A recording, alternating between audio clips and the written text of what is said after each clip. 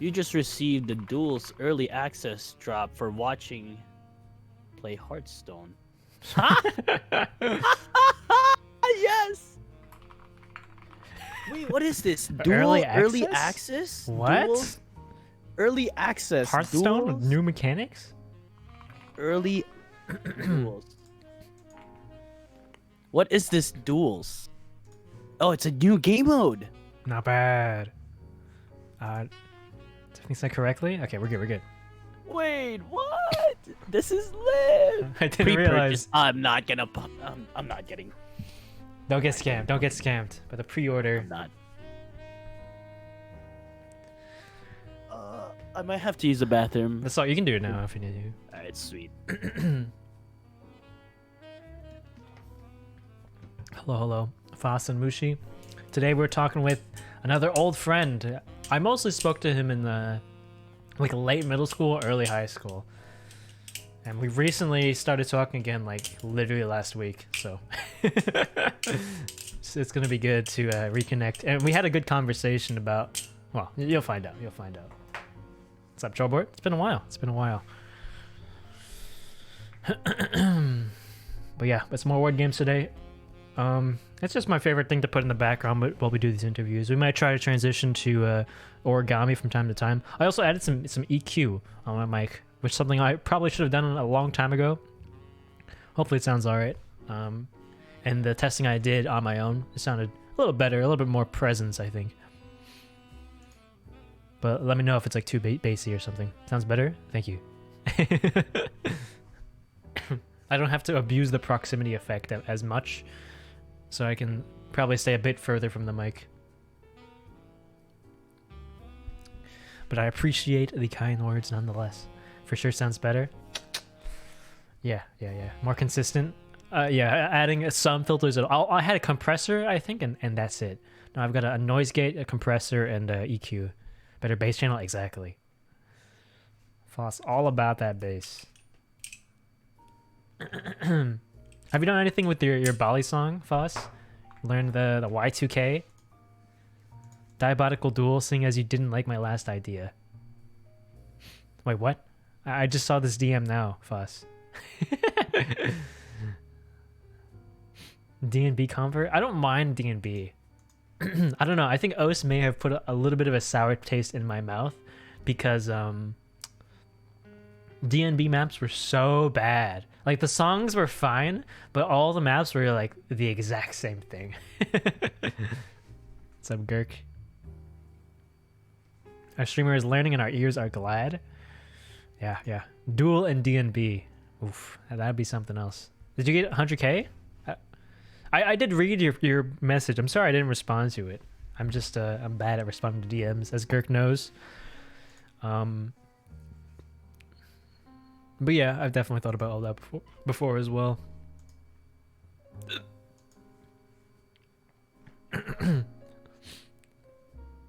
Foss, if COVID ends, I will be around Warwick. I will go to a British D&B rave with you. Okay, cool. The ping is out. Only 4 or 6 minutes this time. What's up, Gray? But yeah, I don't know why it took me so long to do this audio setup. It's about time that I do it. If you want to play some BP, I have 2 commands now, just to make sure that people really know what's going on. It's good to see that people are interested in this game, though. Like, I put it in my memorization video, and people keep asking about it. I've always had this question, but have you ever played MOBAs to a high level, like Diamond Plus or such? No. I played Dota for 100 hours, and I played League for probably 100 hours as well. But they're at least League was really early in its lifespan. I was in middle school. And I don't think I played ranked at all. I had really, really bad ladder anxiety for pretty much my whole life. So my Dota experience was so much against bots, and so League 2. But I've told this story before, but I remember a friend of mine with 1,000 hours playing ranked all the time. After I played 100 hours of bots, just grinding mechanics, he challenged me to a 1v1, and I slapped him. Is it the team factor that doesn't motivate you, or is this the genre? Just the genre, really. Team factor, I mean, it plays a part. Not really, actually. I do enjoy team games. But I would wish to have a bit more agency over like the outcome of a game. I know that like you can carry in a MOBA and like you've got that entire role designed to do it, but there's something about FPSs, like that chance that you can just 1v3 based off of, you know, being just better. It's nice. Hello. Thank you for everyone dropping by. Today I'm talking with an old friend from like middle school. Are you here, by the way? Okay, just checking. Quit that game. I do want to play some more Apex. Okay, so I finally decided to try stretched res, and I've been itching for someone to play with in Apex to test it out, because I feel like it could help my visibility problem, like tracking a little bit, you know? Because I think. Oh, also, what really shocked me is that after I played 3 hours of Apex on Thursday, later that night I went to play some Diabolical Aim Arena with Yosh Highlander and Citrus Life, right? After I beat Yosh, I'm like, dude, my LG was so bad. What is wrong with me? I went to play against Lion Life, who on stream I beat like 7-2 in Aim Arena, and I was so bad. I didn't know why. Like, I can't track to save my life now. And it's because when I played Apex, I subconsciously adjusted my grip style to be tighter. Like, I would grip it more tightly, probably because I have to be slightly more precise with holding, or like, you know, keeping my on these tiny targets across the map. It's crazy. So I had to like actively think. First of all, realize that's what was happening, and then get myself out of that habit. So I started by like losing really badly, and then afterwards we started, you know, getting a proper run of form. Have you talked to Pengu, the R6 streamer? No. He saw my Kovacs video though, and I think he responded to a comment. Or I'm back, by the way. What's up? Hey, so, as someone says, will you ever play Rocket League? Rocket League. Go on. I see Andreas in the chat. When is the Rocket League stream? Never. I'm kidding. I probably will play it pretty soon, but probably not on stream. At least not for a little bit. If you guys want to play the word game, we will be starting it up here. It's gonna be like the background footage for our interview here. I DM'd you this before. Did you really? I'm sorry. If I didn't respond, it's probably because I've been asked that question about 500 times. No worries, though. I'll spin a pen for Jorbert real quick. Stay hydrated. You should hop in here too, Jose. Get in the word game. Oh, right. It's the same link. Give me a second. This is an unnamed mod. Oh, I did it. Oh. Mobile bomb party skills. Ooh. It's such a good flex. People think I'm cheating because I use swipe typing. And it just like immediately inputs the word. Wait, what? What? Have you heard of swipe before? Swipe typing? Yeah. On a keyboard? Yeah. On a mobile phone keyboard. Oh, no. I swipe type all the time on phones. Okay. I'm not the only one. Not bad. I get chastised for using it all the time. Ever since iOS came out with it, I was like, fuck yeah.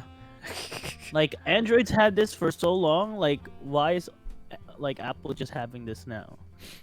iOS 13. Can you refresh your Discord real quick? You got a little bit of like mic static. At least for me, I get it from Discord from time to time, and that's what fixes it. You want me to disconnect and reconnect? Well, you just got a little bit of static on your microphone. If we can figure out why real quick. Control R, yeah, that's what I was thinking. Control R. There he goes. Get baited. It's the Alt F4 of Discord.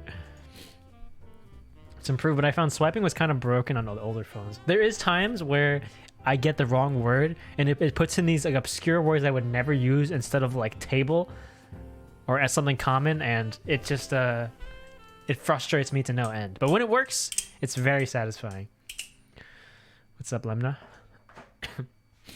But for now, we're gonna interview Sir Mwap the Guap.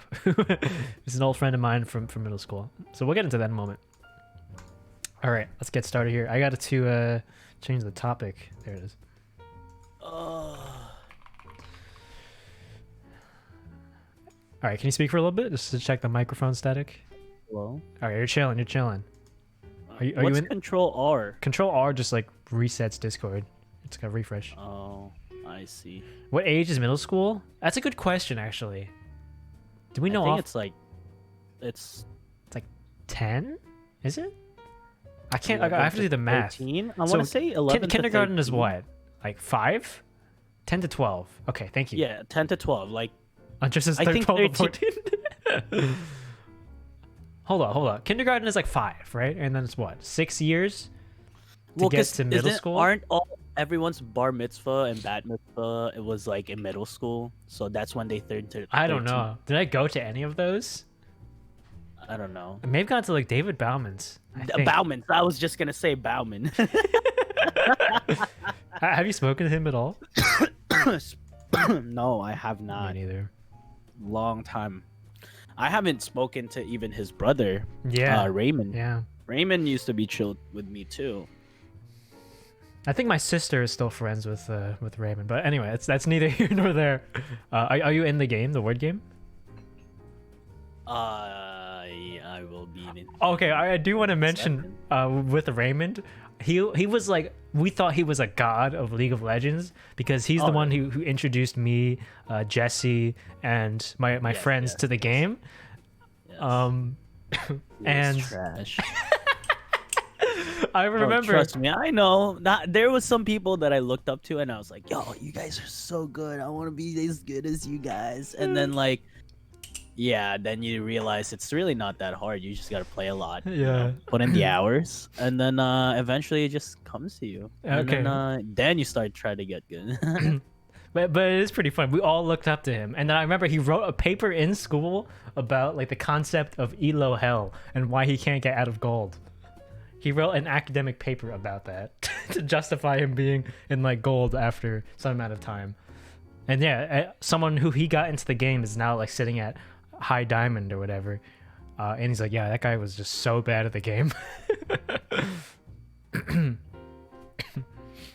But I remember he tried to like train us in some custom games, but whatever. Are you in the word game?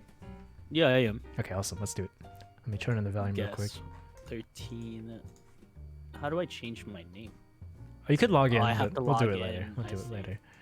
All right. Before we get started on the questions and all the things we want to talk about, let's talk about our history real quick. So, do you remember what year that we met? It has to be like middle school. We didn't go to the Middle same school. elementary, right? No. I was in Tacan Elementary in Wisconsin. Damn. Then I moved to Smithtown. Is it your That's when turn, I by the went way? to- Or is this not you? I don't think that's me. Okay, gotcha. Okay, so we probably met like 6th grade then, right? Oh, I'm so sorry. Hello? He's taking a phone call. We gotta mute you. I love you. I muted him. Well, I have to unmute him so know when he's done with the call.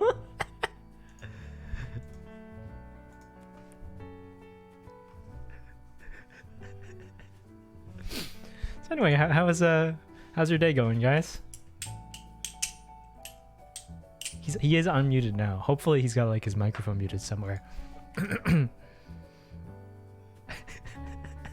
Okay.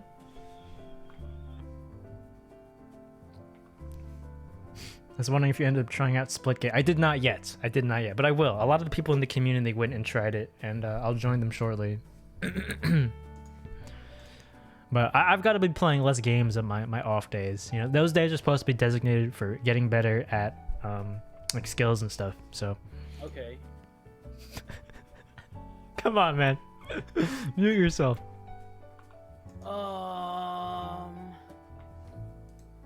I'm just gonna DM him to tell him. Oh my god, 4 months, you're my hero, oh my god. Thank you, Reed. You're a good pal. You're a real one. Tell me when you're done with the call. I guess he can probably unmute himself. I only like. I didn't server mute him, you know. Never forget Reed's first message in the server. I don't remember it actually. What are you working on now? We're keeping that under wraps for a little bit, for more than one reason. Get a life? Well, I do have that on my Twitter. That's what you're supposed to tell me. And I was a little bit put off by it at first until I remembered. That's what I put. Love from France. Did you live?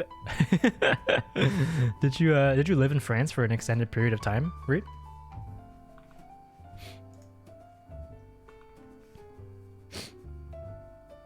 My whole life? Oh wow. He's from France.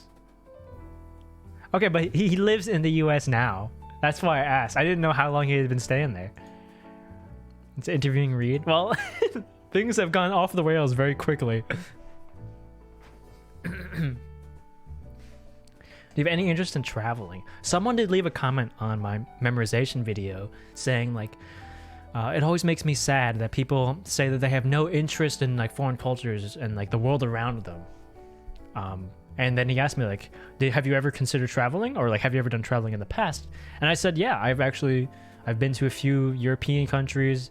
I've been to Hawaii a few times. I'm just not much of like a vacation goer, to be honest. Maybe it's the way that it was planned. Like my relatives that I went with, or my parents, they love keeping a schedule like very, very strictly. Like, this is what we're going to do on this day. They'll have the whole trip planned before we even step foot on the location, right? And that to me is very tiring. If I were to just play it by ear, like, oh, today I feel like doing this, then maybe I'd enjoy it a bit more. But even still, I don't really have that much interest in like culture or history for most locations. So regardless, I don't think it's my cup of tea.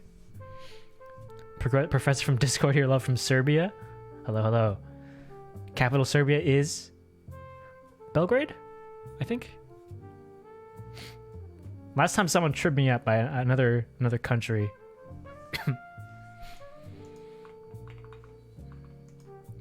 I don't give a shit about history unless it's like Greece. Then I'm like, wow, this shit cool. That's probably fair. I'm sure there is some location that I would find interesting as well. Yes, Belgrade. Good stuff, good stuff. It's a fun piece of trivia to know, you know. It's so like when Equal did that on stream, like he had a capital ready for everything we threw at him. I thought it was so cool. And I remember there was a bit by Northern Line. He played this game called Forgetful Dictator, which I was gonna play, and I may still do it. But it's like a world domination game, but it's based on like trivia, so capitals, flags, and random trivia. And I was so impressed that him and some guy in chat knew all the capitals. But as I went back and watched him, like, come on, you don't know the capital of Uzbekistan? Who are you? Oops. Why are you wasting your damn channel points?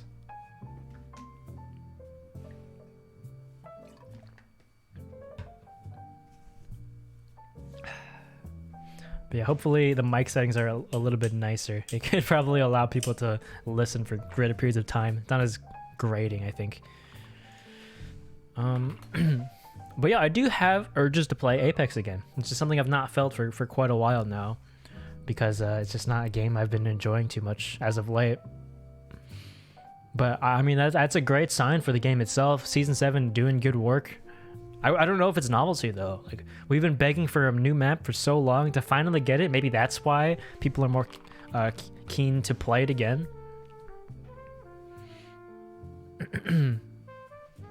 Garrick is a busy man, unfortunately. That was Apex yesterday. I'm personally enjoying it with the new legend as well. It's alright, it's alright. I'm a recovering Apex addict? Okay, it's not that bad. Probably. We'll see, we'll see. Maybe I'm going to get in that same habit of like, you know, just one more game. That was a good one, or that was a really bad one. You got to do one more. Apex honestly is fun. I feel like my aim leaves me. Yeah, I feel like my tracking aim from Diabolical did not translate very well. I don't really know why. I think it's number 1 is a recoil, and like number 2 is visibility, and then like model size probably are the 3 reasons. But Apex The Apex stream was the most fun I had with Apex ever. What about the game where you popped off against trash players with a Mastiff?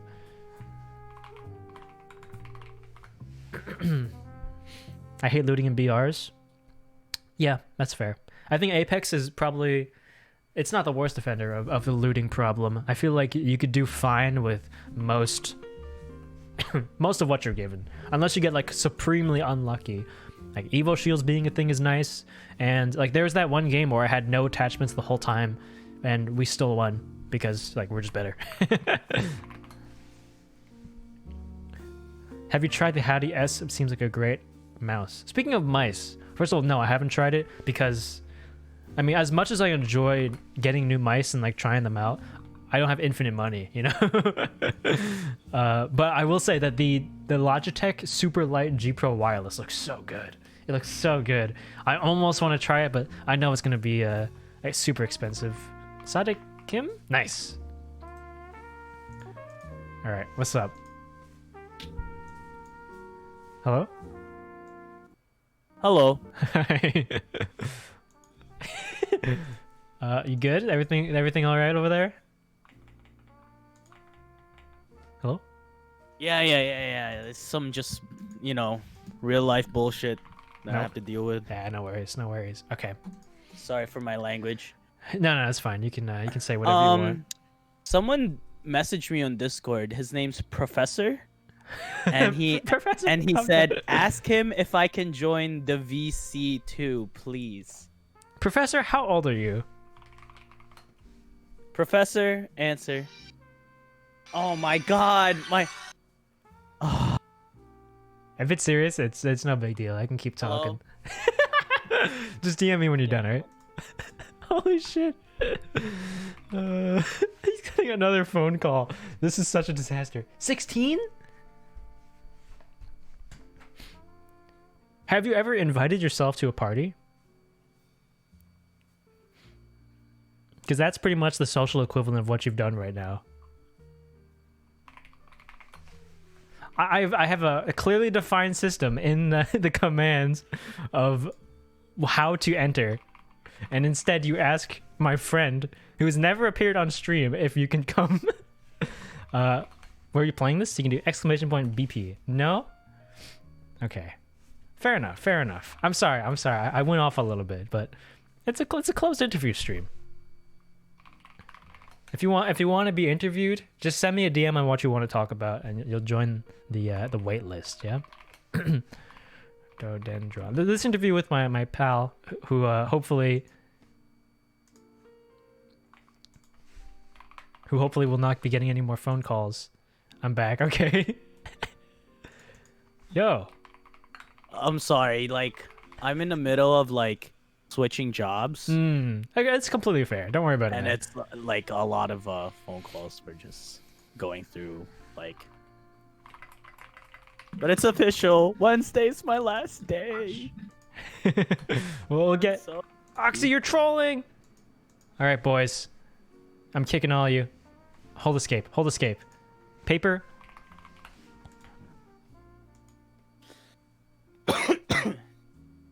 Paper. We're trying to die because one of the fools in this game has started the game by accident. Okay, there we go. I've joined first. If you want to play the game, I'm going to spam some links in chat. This is going to be some good background footage, and it's a fun game to have in the background. But nonetheless, let's skip the introduction. Do I have to play? I don't want to play. All right, fine. You don't have to play. I would rather focus on just talking. But it's so good to when you're mid sentence and you get stuck on a prompt. Oh, I can't do it, dude. The viewers over here are just gonna be like, "What was he saying?" And I would forget because I'm illiterate as it is, and then you making me think of words. It's like the hot ones of word games. It's so good. I can't. I mean, here's the thing. I'm just not smart. I can't process these stuff. Don't sell yourself in my short. head. I'm so sorry. Okay. Let's sorry, skip bro. Didn't know that I don't have friends to learn that from. Hope you're not angry. What? Let's move on. You good, bro. You're good, bro. Good. You're good, bro. Don't worry about it. You're good. I'm new here. I'm very new here. I don't know what's happening. All right. So Let's go on to. Wait, what was I gonna say? Oh yeah. Let's reminisce a little bit. So I think it was like 6th or 7th grade when we first started talking, and yeah, six. I don't seventh remember like grade. how we really got I had like to be in talking with constantly. Jesse, bro. 6th grade, you, me, Jesse, and Joe Zara at the end of the gym line. But Do you remember that? did you like We join had the school gym. late so you could put at the Yes, end? I did, and then Oh, I got that's put at the right. end. I'm like, Remember? alphabetically, it doesn't make sense, but yeah, you're absolutely right. Yeah. That's funny. Joe got brought Isn't up that on fire? last stream Isn't too. that fire? That's a fire freaking call right there. Honestly, that's I'm surprised you have that kind of recall. That was impressive. digging deep. That was digging deep, bro. I wonder if Jesse remembers that because I completely remember I him. definitely remember because that was the first time I met Jesse and you. Yeah. And I was like, But oh, the weird wow. thing is, like back then, I didn't like Jesse. Like in that first year, I was trying to fit in with like the cool kids, so I like clung to Joe, but we didn't really like Jesse. How did this come to pass? Where we all talk? It's all the video games that we play. That's fair. So we played a lot of Modern Warfare 2. That was the first one, right? That's where it all started. 2. Modern Warfare 2. We did a lot of Modern Warfare 3.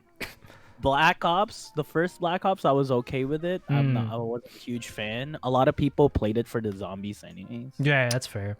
Multiplayer was pretty good too, but come on. Yes, MW2. See, Pocket Nachos. He knows. Nachos Honestly, I don't want to play that game again because I feel like it's gonna ruin my like nostalgia goggles.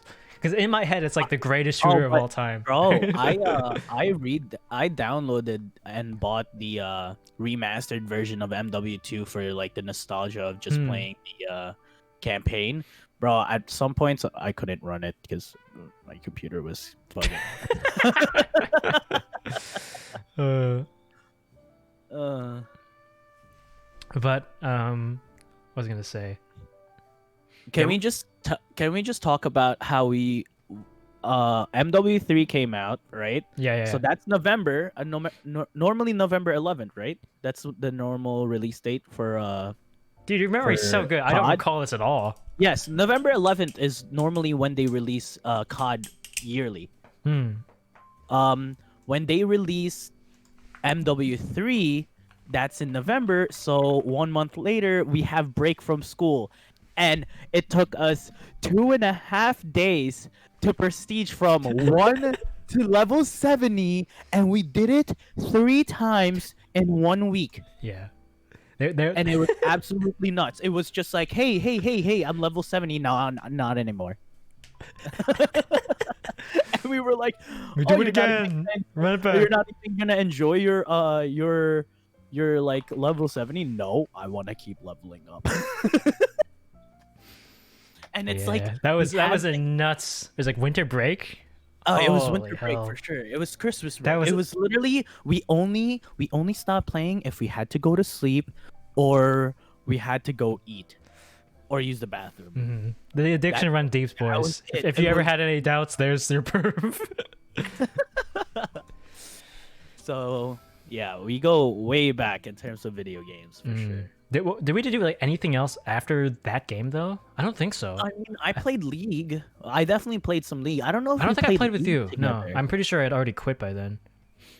Yeah, but it seems like we had some Discord messages back in the day. Oh, that's right. I first of all, I did not know who in the world you were, like Sir Mwap the Guap. But in my head, you were still like Kingdom X22 or whatever. Yeah. But I saw you on my Steam friends list. I'm like, who the hell is this guy? Like 4 times throughout my life, but I didn't remove you because we had like some mutual friends. But yeah, now that we reconnected, you added me. I'm like, that makes a lot of sense. And hold on, I actually just want to read the messages because it's pretty funny. 2016, it's like, want to help me with this XD? Rather, will you help me? I asked, what is it? He says, Kama XD. And he says 80 questions, give or take. And I just like, Skype, lol? Nah, I'm just going to go do my math. Good luck. He hits me with a sad face. And we don't talk again for 4 years. Oh my god. Oh, because we had Chem together with Ballerman. Oh, yeah, that's right. Yeah, our senior year. Yeah, we went through this last time we went on. Yeah. With Andres. Honestly, I still can't remember. It's so weird that I remember so clearly like Jesse in my gym line, but I don't remember you unless I try really hard. And the same thing with the chem class. Like I remember the people in front and behind and to the side, but well, you were on like you're toward the door, right? Yeah, I was towards the door, Okay, but the okay. back, because right in front of me was Christian. Right next to me was like Michael or you. Okay, never mind. I don't remember. Let's forget about it. This doesn't travel very well in terms of conversation. Yeah. Okay. But one thing I really admired about you back then, and you honestly probably were an inspiration for me to start picking up more like skills, because like did I teach you how to do a Rubik's cube? I learned way back. Okay, yeah, that makes sense. There was I learned in like 6th grade. Like we were one of the first ones to really like. yeah, we spread that virus. Yeah. Were you at the lunch table where we just kept doing Rubik's cubes? Bro, remember when Mike Friedman started buying the big boys, like the 7x7 and shit, and I was like, give me that. I know I've never held it, but I know I can solve this shit. 5x5s and everything, like. But the reason I brought this up was that like back then I think I didn't really have a very large array of skills like I ended up picking up nowadays, like the skill toys and stuff. But you were very good with yo-yoing, right? And that's one of the main things that I remembered like years past after we stopped talking. And I don't know if anyone remembers from chat, but I actually did bring him up fairly recently, like a month ago, where he was a friend I had in middle school who was really good at yo-yoing, kind of inspired me to do more skills, and he did like competitions. I don't think anyone is gonna remember that because it happened like such a passing. But still, like how did you get into it back then? I have a neighbor. I used to live in this apartment complex. And there's a bunch of Filipinos. It's just like a very felt very home to me because at the time I've only been in the States for like a year and a half. Like I Really? immigrated from the Philippines and then like I actually didn't know that. yeah, so I came from the Philippines at 5th grade. Moved to Smithtown in 6th grade, and then that's when we met. And 6th grade was really the start of me like just yo-yoing. I felt like it was more of just like I had no friends, therefore this is my only friend. The yo-yo? Yeah. So Hell yeah. there was this neighbor I had in this apartment complex, and he was really into yo-yoing. So he was like, "Oh, I love you too, Pocket Nacho." That's funny. So he got me into it. He led me a yo-yo. Next thing I know, I started buying yo-yos, and next thing I know, I got really addicted to them. It's like one of those things where, you know, I could be anywhere and I could do it, and it's just like a quick conversation starter.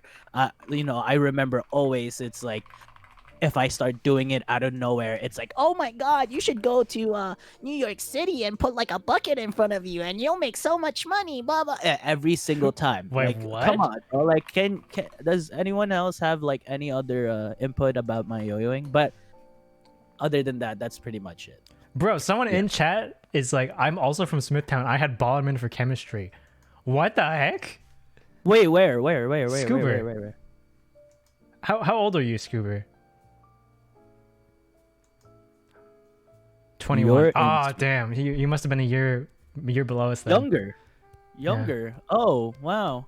That's crazy. He's a year younger than us. Who are you? That is a Scoober? small world. Give us your first name. Or there's no way I would know anyone from last the year name? Below. Give me last name. Your last name? East or East West? or West? Oh, that's right. You taught both. At first. West. Yeah, we're West. We're West. This is actually fucking nuts. I was West too. I was West too. What's happening, man? Who is this? Who are you? Please. I don't think there is no way that I know this person. I didn't know like anyone in the year below me except for like Corey and Bradley. Who is Scoober? Bro, that is actually nuts. I'm about to access this fucking account. Scoober. I'll PM you my name. Scoober? Don't read it out loud. Videos, no chat. What? You're looking into his Twitch account. You think that's gonna be what you find? I don't know. I'll PM you my name. I don't want. Okay. That's Fair, crazy. Fair. What a fair. small world. That we had the same chemistry teacher. What? I know. Wait, did he send it to you? No, he might be sending it to you. But regardless, we'll just move on. So Yeah. that's how you got into yo-yos. That's why you picked up the skill. Is this something to do as you didn't really know anyone, right? Yeah, it was. But why did you decide to like really try to get good with it? Bro, the thing is like, at first I was really just like I wasn't confident in like my social skills at all, right? So like I can't speak proper English. It's just so hard for me to communicate with other people at the time, just because like people would make fun of me because I can't. Hello? Hmm. Oh, you're reading the name. Yeah, I'm just reading the name. I'm not gonna read it out loud, Yeah, obviously. But yeah, so it just became so natural to me that like I'm actually decent at this, so like why not keep going? And like that was my only like I guess you could say escape. Like I go to school, I do everything that I have to do, and then other than that, this is what I do on my free time. Right. Was this Right? like And pre-gaming? I didn't get. So yes, this was pre-gaming, right? This was before I really got into Xbox and PC gaming. Not that I don't know PC gaming already. Like growing up in the Philippines, all I played was Dota. So like I was already familiar with like League of Legends as we hopped in on it and just like blah blah blah. But yeah, so it was a cheap alternative in the beginning to go yo-yoing. I buy one yo-yo, I buy a few strings, and then that's it. Yeah, I remember to try and emulate you. I bought like a black magic yo-yo, and I was so bad. I think I learned like some really basic tricks, but really I did not get far at all. But I know you actually went on to do like competitions and stuff. Yes, I did. How did it evolve from just a skill that you did as like a social outlet, or just like something you do in your free time to be like a competitive thing? I think it's because of the community, honestly. Like you get into any hobby nowadays, and because of social media, it's just like that there's a community behind it backing it. Right. Like, the popularity isn't gonna be there if it wasn't for the community itself. So I got into I'm a plug my old yo-yo website, yoyoexpert.com. That was your website? No, not my website, Okay. but my website to go to. And like that if you guys check it out, it's just a shop of yo-yos, but there's a forum that a lot of people really do get involved, whether that's like you want to post a video, you want to post yo-yo videos, like dude, there's a whole forum of them, right? And then like eventually, is it still alive? Yes, the Oh, forum wow. is very much alive. There's like buy and sell and trade forum category. There's just like general talk of like yo-yos that are gonna come out. Like it's just a place for people to be nerds and like are allowed to be nerdy about it. So it's just like, to me, it's just made the like me not being like socially capable of making friends or something like easier, because then I Right. was able to make friends. This was your I outlet. went to these I went to these competitions, and everyone that was there had like not all, but like had similar stories where like, oh yeah, I just yo-yo all the time. But you could also see that yo-yoing wasn't just a nerdy thing. Like cool ass dudes would bring out their yo-yo, like, oh, you don't look like a fucking nerd, and then he just ends up like, oh yeah, he's a nerd just like us. Like that's cool. Like everyone got together from whatever your background is, and it's just like a good community to stand by in. So like those competitions felt more of just like a gathering rather than an actual competition. Like, Right. yes, you're competing with other people, whatever, like there's the competitive aspect, but at the end of the day, it's just a bunch of fucking people with yo-yos trying to yo-yo together and like hyping each other up, and like like it's good for your morale. That's really neat, actually.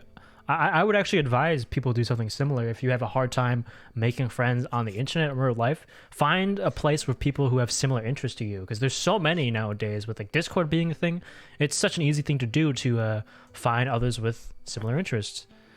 Yeah. I had no idea it was like such a big part of your life, but that's actually sick. I mean, Andreas and I, Andreas got me into gaming, like Rocket League, and as we got into it, like, like you get more and more involved with the community, whether however it is, and we actually started going. Oh well, it's not started going, but we went to a world championship to just experience what the esports community is like, blah blah blah.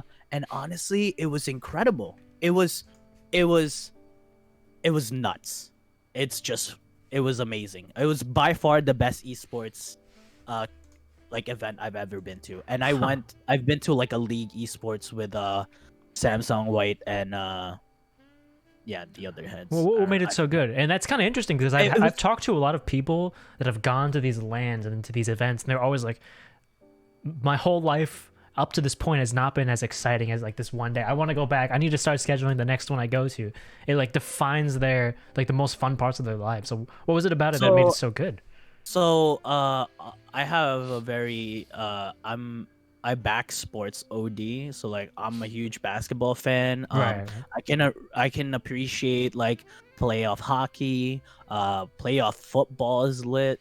So there's like a part of me that just loves sports, and like the idea of like video games becoming a sport to like people's eyes, like to some people they find it like dumb and like not comparable, right? It's not comparable. Like they're sitting on a computer and you're just watching them. But when you get on that stadium and every single person is screaming their lungs out like they're in a hockey game or a basketball game, and every moment matters there, and you're just so involved, and it's honestly, it was amazing. It was just like everyone there, like I said, all from different backgrounds. Like like I was naive back then. Like I thought that people that play video games are just nerdy ass people that play, like I'm naive like that. Whatever. I thought that Andres got into Rocket League in college. Was this before that? No, this is in college. Oh, yeah, okay. Yeah. This was 2 years ago, I want to say, when we went to the Rocket League Championships in Jersey. They hosted it in Jersey, and it's worlds too. It's not just like nationals or something. It's like people from Europe, South America, and I think, was there a New Zealand team or an Australian team? I don't remember, but yeah, and then NA, of course. I've also talked to a lot of people that are like concerts are my life force. I just want to go to more and more concerts, and I assume it's a very similar experience of like everyone in the room has this similar everyone interest. Exactly, And that's all it is. It's like it brings people together. Exactly. Listen, if you love the game so much that like, to some people, oh, like Rocket League's just a bunch of fucking cars like hitting a ball. Right? Like the to them that's like the core, but like to others it opens the eye to the whole game, and it's like, no, that's not just the game. Like there's a deeper level of understanding, and then you see these pros do the craziest things in the world, and you can't help but to like be hyped. And then like other people that appreciate the same exact art are hyping it up too. So it's like the environment is just amazing. That's all it is. Andreas and I go to concerts too, honestly. Like, oh, really? I got him into Tyler the Creator. I pushed him to like, hey, come on, let's go. Let's watch this. We made a last minute purchase of Tyler the Creator's tickets in what do you call this? An MSG. A week later, I see his Spotify account. He just made a freaking playlist of just full Tyler. And I'm talking, he took like I'm gonna lower my. There you go. He took like um music from Tyler's old ass album, like super old, and he started appreciating it. I'm just like, oh wow, like now you like Tyler? He's just like, wow, seeing him live was another experience. And Damn. now he sees why people do enjoy Tyler the Creator rather than just seeing him as a huge meme on the internet. I forgot how we even landed on this conversation. It was like, what was yo-yoing competitions? This is kind of same feeling for you, like people hyping each other Yeah, up. yeah, yeah, Okay, yeah, okay, yeah, I yeah, get you. yeah. I get you. Exactly. All right. Um. So the I think Go ahead. at the end of the day, I feel like, I like to think of everything as art, right? Like whether it's you trying to like you know play your game, right? Like I'll use Rocket League as an example, right? Because just like each player has a different play style, blah blah blah, like Right. It's that different expression that comes mechanics, out. and yes, and to me that alone, like how you play your game, that's your art. That's how you try to express yourself on the Hmm. field. And if you can understand like anything that you try to watch or process as like in a more artistic mindset, I think that's where like the level of appreciation really rises up to the occasion. Like if I was to do something like crazy on a yo-yo, and like a professional was just like, dude, that's nuts, like that's freaking crazy, but like anyone that just is like so amazed will just have the exact same reaction, but won't actually have that deeper level of Of appreciation. appreciation. Right, right. So let's talk about a bit about creative outlets then. Yeah, that's a good segue onto the conversation we had when we met up in real life. uh Because I know that you had all of these skills like yo-yoing and guitar, but you think that photography was the first time you really had a creative outlet. yes, so we had Let's start from we the had beginning. Like, how did you start getting into it at first? photography. Right. Photography. So back in the day, I made yo-yo videos, and not much on the photography side. Obviously, I'm more on the videography side. Hmm. It was just to get content out, like get some clicks, get some views, whatever. I was hungry for the clout. Um, Wait, even back and then? yeah, bro, Okay. dude, I have a video that was like 50K views, and that's just me yo-yoing like that. I was so proud of that. Mm. But I can't compete with someone who gets millions of views on YouTube over here. But whatever. But yeah, it was just like that. And then my dad got a camera. But when my dad got a camera, I became such a indoors boy. And that's when like I started really enjoying video games a lot. Xbox, PC gaming. And then instead of going out, I stayed in, and then and like what am I going to take pictures of? What am I going to take videos of? Like that you can't really like stay indoors and have more content. It's like just harder. So like I let go of that love for videography and like the want for photography, but in the back of my head I've always wanted to do like photography. So when I finally had the guts to go to my dad and say like, oh, like, yo, where's the camera, like I'm gonna use that camera, he sold it. Oh no. Yeah, so I was like, oh, okay, I'm a ditch that idea, because like uh I want to say that was what, like 4 years ago, when I was like, oh, I want that camera. Mm. And at the time I still didn't have the means of buying like a brand new camera. Hmm. And like my parents wouldn't really want to buy me a camera, because like to them it's like, what are you gonna do with this, right? Like, Right, it's right. just it's just a dumb amount of money, and you're not a professional, so you can't be spending this kind of money on a camera. So that got thrown in the back of the trunk for a while, honestly, till recently. I met a friend. His name's Mark. He's a very photography nerd slash videography nerd, It's a very and nerd. yeah, and all he like all we talk about half the time is photography and like compositions and all that. Like like he's like my sensei when it comes to photography now.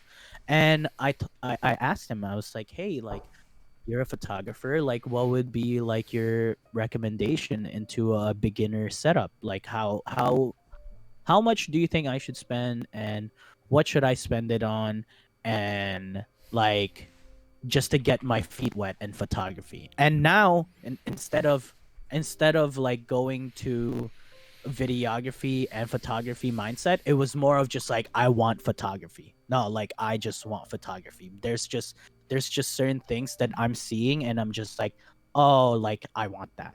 Hmm. It's just So hard to explain. as you It's hard to became explain. more like into that idea of photography, like you're seeing ways to approach like different pieces of your environment in like a photography mindset, but you just didn't have the means to do it. Yes, yes, yes. Wow. So like It's like torture. like a lot of people would be saying like, oh, like photography, like you don't need like hardware to like get something good. Like if you know what you're doing, you're gonna get Right. something good, right? Like yes, that's super fair. That is super fair to say. But I'm gonna tell you this right now: when you do have the hardware as well, it's not that it's gonna be easier. There's a level of satisfaction that you need to get when you're creating this art, right? Like you create a song, you don't get that like love for it. Like you don't feel something inside when you make something. It makes it feel like more like work rather than doing something you love, Hmm. right? So like when I started doing photography, it was just like, oh, like I see something. I need to get this shot like continuously over and over and over again. And it was just like it was so addicting. And then I started editing, then I started doing this and that. And to me, like the whole workflow of photography is just awesome. Like I'll go around New York City, I'll start taking pictures everywhere. I'll take a look at them every now and then, but like for me, it's just like, okay, once I got the shot and I know I can get the edits down, I'll edit this later.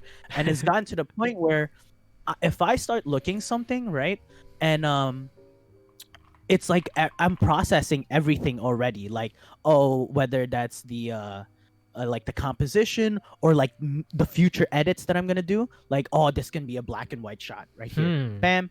Or like, oh, I'm gonna do this. I'm gonna color this in later, and I'm gonna drop this. And like, like there's just a lot of things that already is going on in my head, and I love that. It's just like it gets my creative juices going.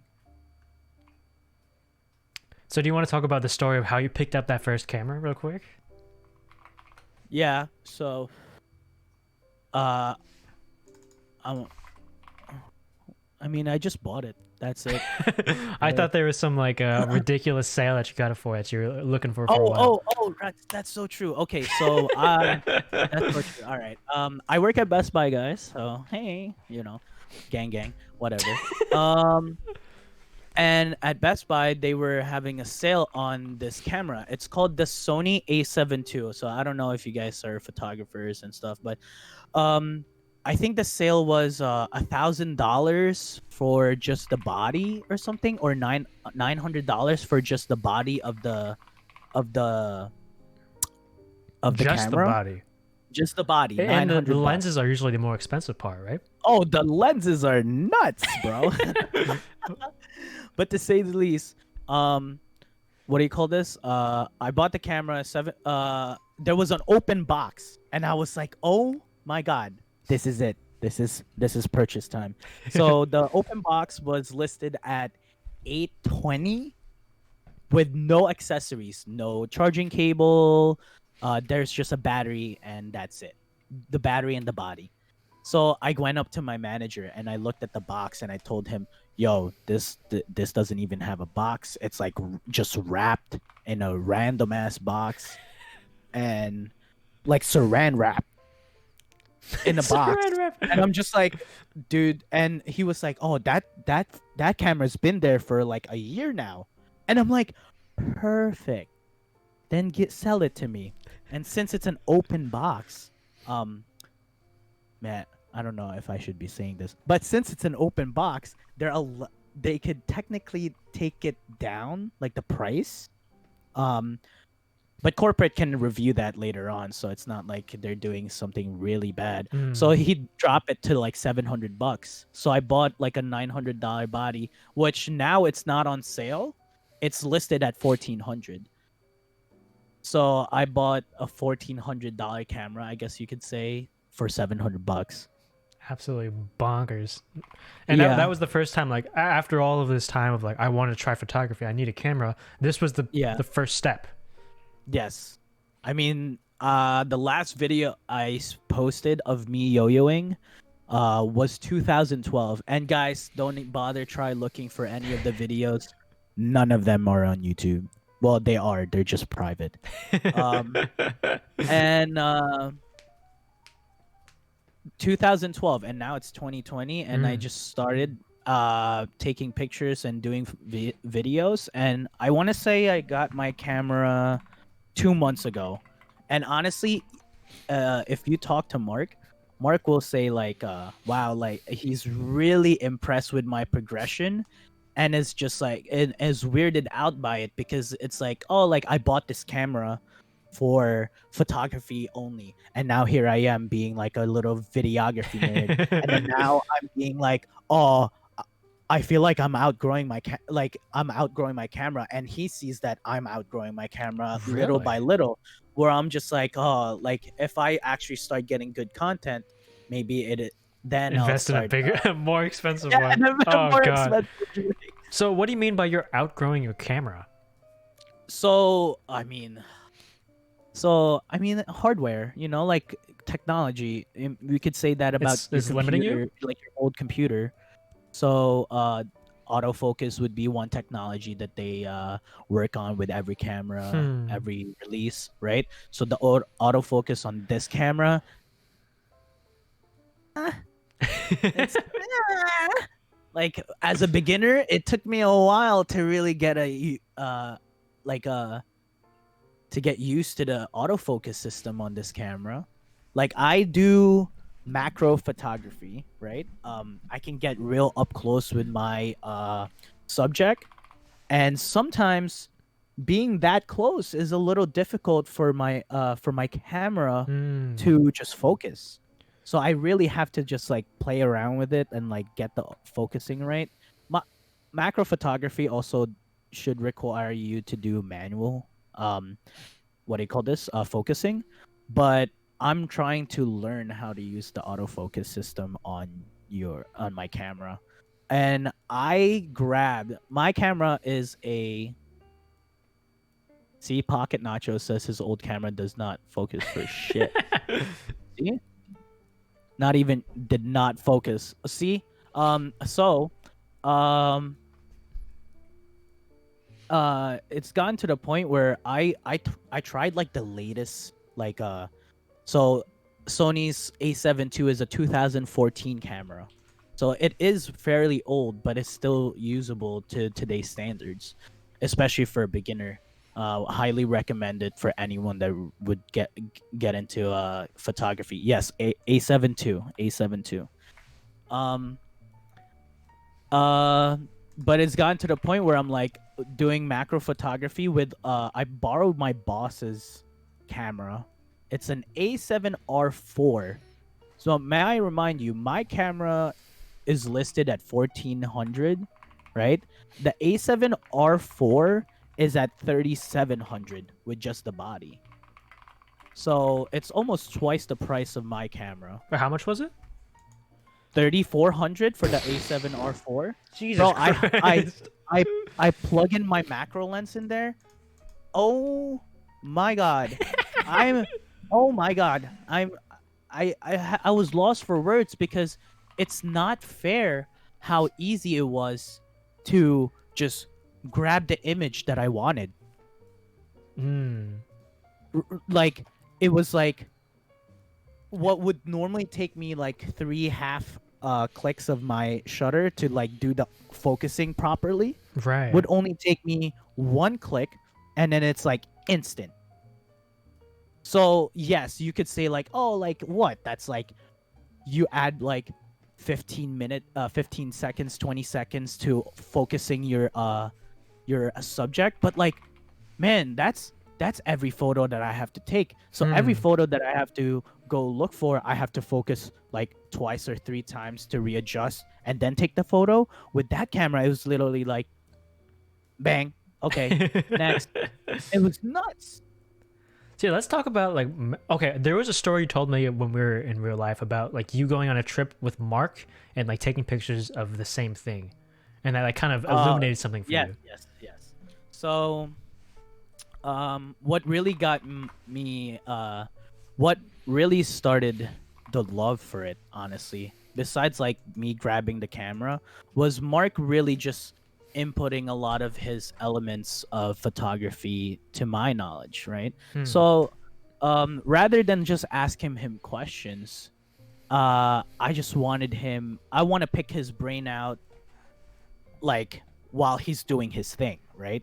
Like someone that's playing basketball, like rather than asking him questions, I'll just watch him play and Hmm. mimic his fucking style, right? That's the easiest way to really understand their play style and like their whatever they're doing, right? Hmm. Um so he when Mark and I go to the city, we just walk around whatever, and then when he sees something, he stops. It's like a ongoing thing where we're just walking, talking, and then we would stop, right? It's either I stop because I see something, or he'll stop, or he sees something. But for the first time, he was the one that's making all the stops because I was more of just trying to learn. So he sees something, he takes he's like, oh, I like this door or something, right? Or this wall. And he's a very more abstract photographer. Hmm. So he doesn't like subjects like portraits for people and stuff like that. He's more of, like I said, abstract. um we take a picture of the same wall, but the results were two different things.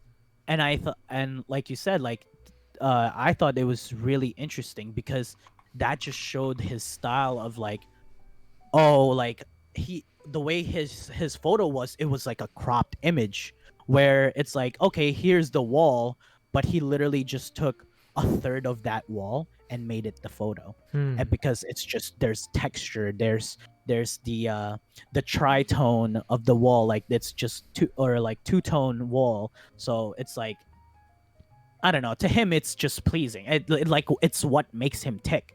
And that now, every time that we do go into like the city, I think we've gone to the city 3 times now. I would meme him. Like I would be like, "Oh, look at this shot," and then I would be like, "This is like a Mark photo." That's really cool though, and I think that's where you really found the expression in is like having people find an object or a subject and expressing it in different ways.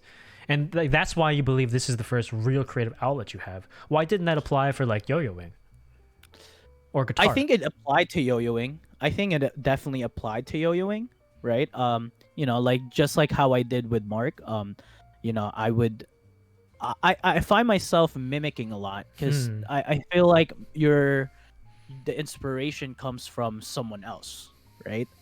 When I used to yo-yo, I watch a lot of videos of other people yo-yoing, and if there's a trick that I see and I was like, whoa, that element is fire. I need to know how to do that, or like I could incorporate that with the trick that I'm already working on, right? So now it just like, it's now there's this drive to, holy cow, like how did he do it? Did he twist his body this way? Did he turn his arm this way? Like Hmm. now you watch the film, like how football players will watch films to study their defense or Right, something. right. Now I'm watching someone do the trick over and over again just so that I can mimic it for myself.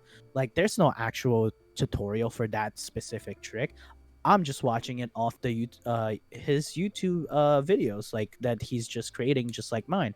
Hmm. So, I copy, I put it my own twist to it, and like I feel like I'm doing the exact same thing for photography now. Hmm. Um. And I feel like yo-yoing's a little more like I guess like just freelance, right? There's no said way of doing the trick properly, blah blah blah. And I feel like that could be translated into photography too. Photography, yes, there's rules you follow, but there's no actual rules. And that kind of brings me to the question of like, did you have to either like take classes or look into taking classes about things like composition or other guidelines that people typically follow for YouTube photography? is your best friend, baby. So you don't feel Come the on, you need have to some like go take a how-tos course? in there, you know. I thought about going to like some photography school. Not school, more like classes, just like a like night class, right. classes. I don't want to go back to school, honestly, Mhm. especially for art. If I'm gonna go in for art, it's because I'm already a successful creator or something, and then I want to expand my knowledge. But for now, if I'm gonna like do anything of this sorts, it's gonna be like, oh, I'll learn it on YouTube. Okay. I'll learn it on Okay. my free time. The majority of the content creators that I know are they don't find school helpful. If anything, it's just for them. And then if they gotten to the point where like, okay, maybe going back to school will now help me, and I respect that. But for the majority, like if to get through that hump, like whether you're actually trying to make a living out of it or just like be good at it, yeah. So what exactly drew you to macro photography, and what inspired you to buy the lens? I like. Yeah. Not again. I think this is not a phone call though. No problem. Sorry. No worries. No worries. Macro photography. I like up close shots. I like. I don't know, something about the texture. With macro photography, what my goal is, right, is when you see the image, I want you to feel it. I want you to, if it's a rough sand, like if it's a coursey rough sand that you see, I want you to see every individual sand particle and know how it would feel if you touched it. Right. And to me, if you are able to like I don't know, like apply people's senses to the photo, then you've done something with your photo. It's not just a boring photo. To some people, photos are just a way of like recording your memory in a snapshot. But like, I see it more as just another way to form art, another way to take pictures of art. For people who aren't into cameras as a whole, let's just talk about lenses in general. Like, what is it about a macro lens that allows you to do things that a normal lens would not? The focus point. So like, instead of you getting like with a regular lens, you can't go that close and then expect your lens to still get focus, right? With a macro lens, it allows you to get that close and still focus, so you still get that image. And primarily they're like prime lenses. So prime lenses are non-variable lenses, so it's just one focal length. So that makes this image even sharper. You get so much detail for it. It's nuts. Okay. But then it costs you. Yeah, let's talk about the price. My macro lens is the G Master Sony 90mm macro 2.8, and it cost me $1,200. That is fucking nuts. Someone in chat, another camera nerd, is asking you, have you ever used an anamorphic lens? Anamorphic lens. I've never used one. I don't even know what anamorphic lens is. May I remind you, I may act like a camera nerd, but I am a very beginner camera nerd. I picked up my camera late September. Late September. Okay. Yeah, that's actually not long at all. Yeah, not at all. Yeah, I'm not even gonna cap 1200. Yes, that was the most expensive. My first lens that I bought with the camera was a a more variable lens so Hmm. that I could actually get like like different perspective shots, so like Right. a little more wide angle and like a decent zoom, so like for portraits or like even just zoom shots. It cost me like $800.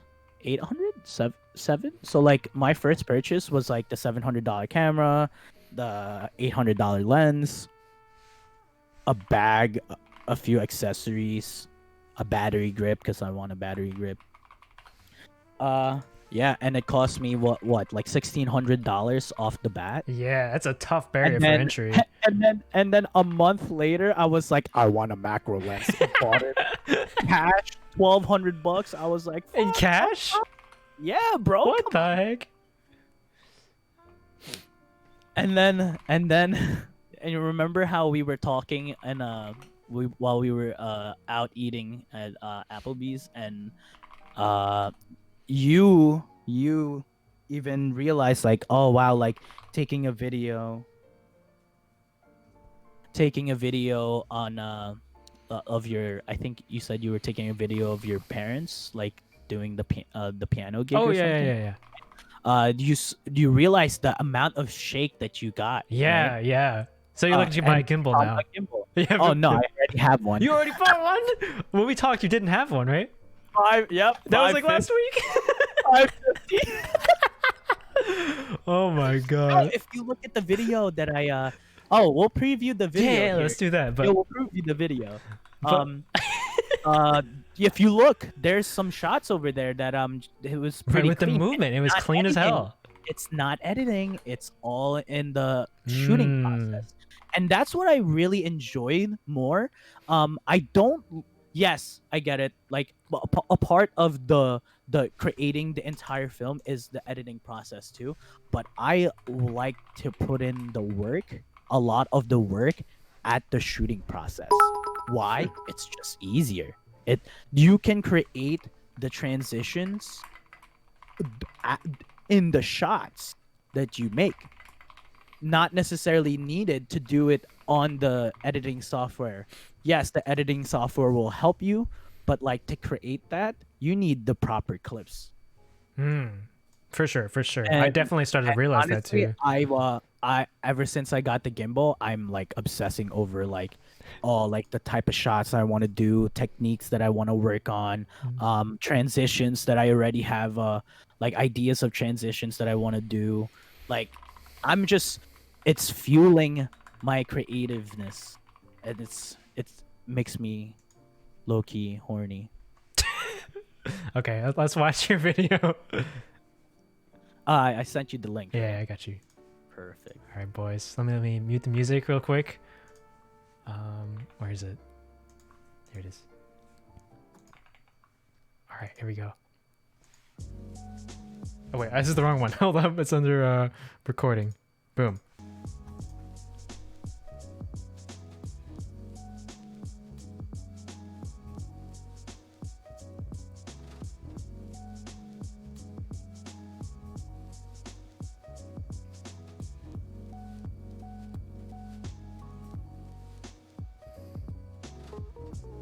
I didn't color grade it yet either, honestly.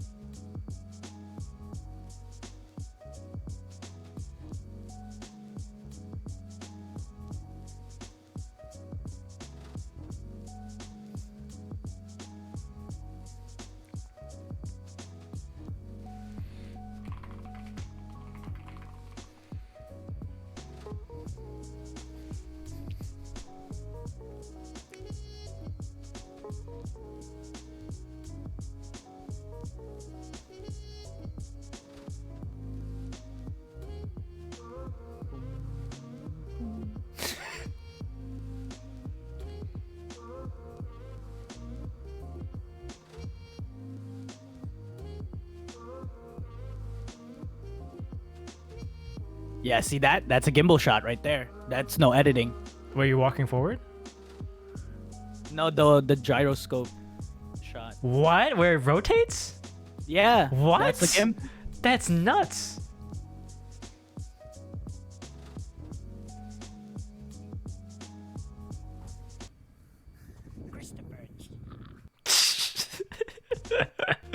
All right. I want to see that again then. Where is it at? Yeah, there, right there, right there. Okay, Uh-huh. okay. I'll leave it here.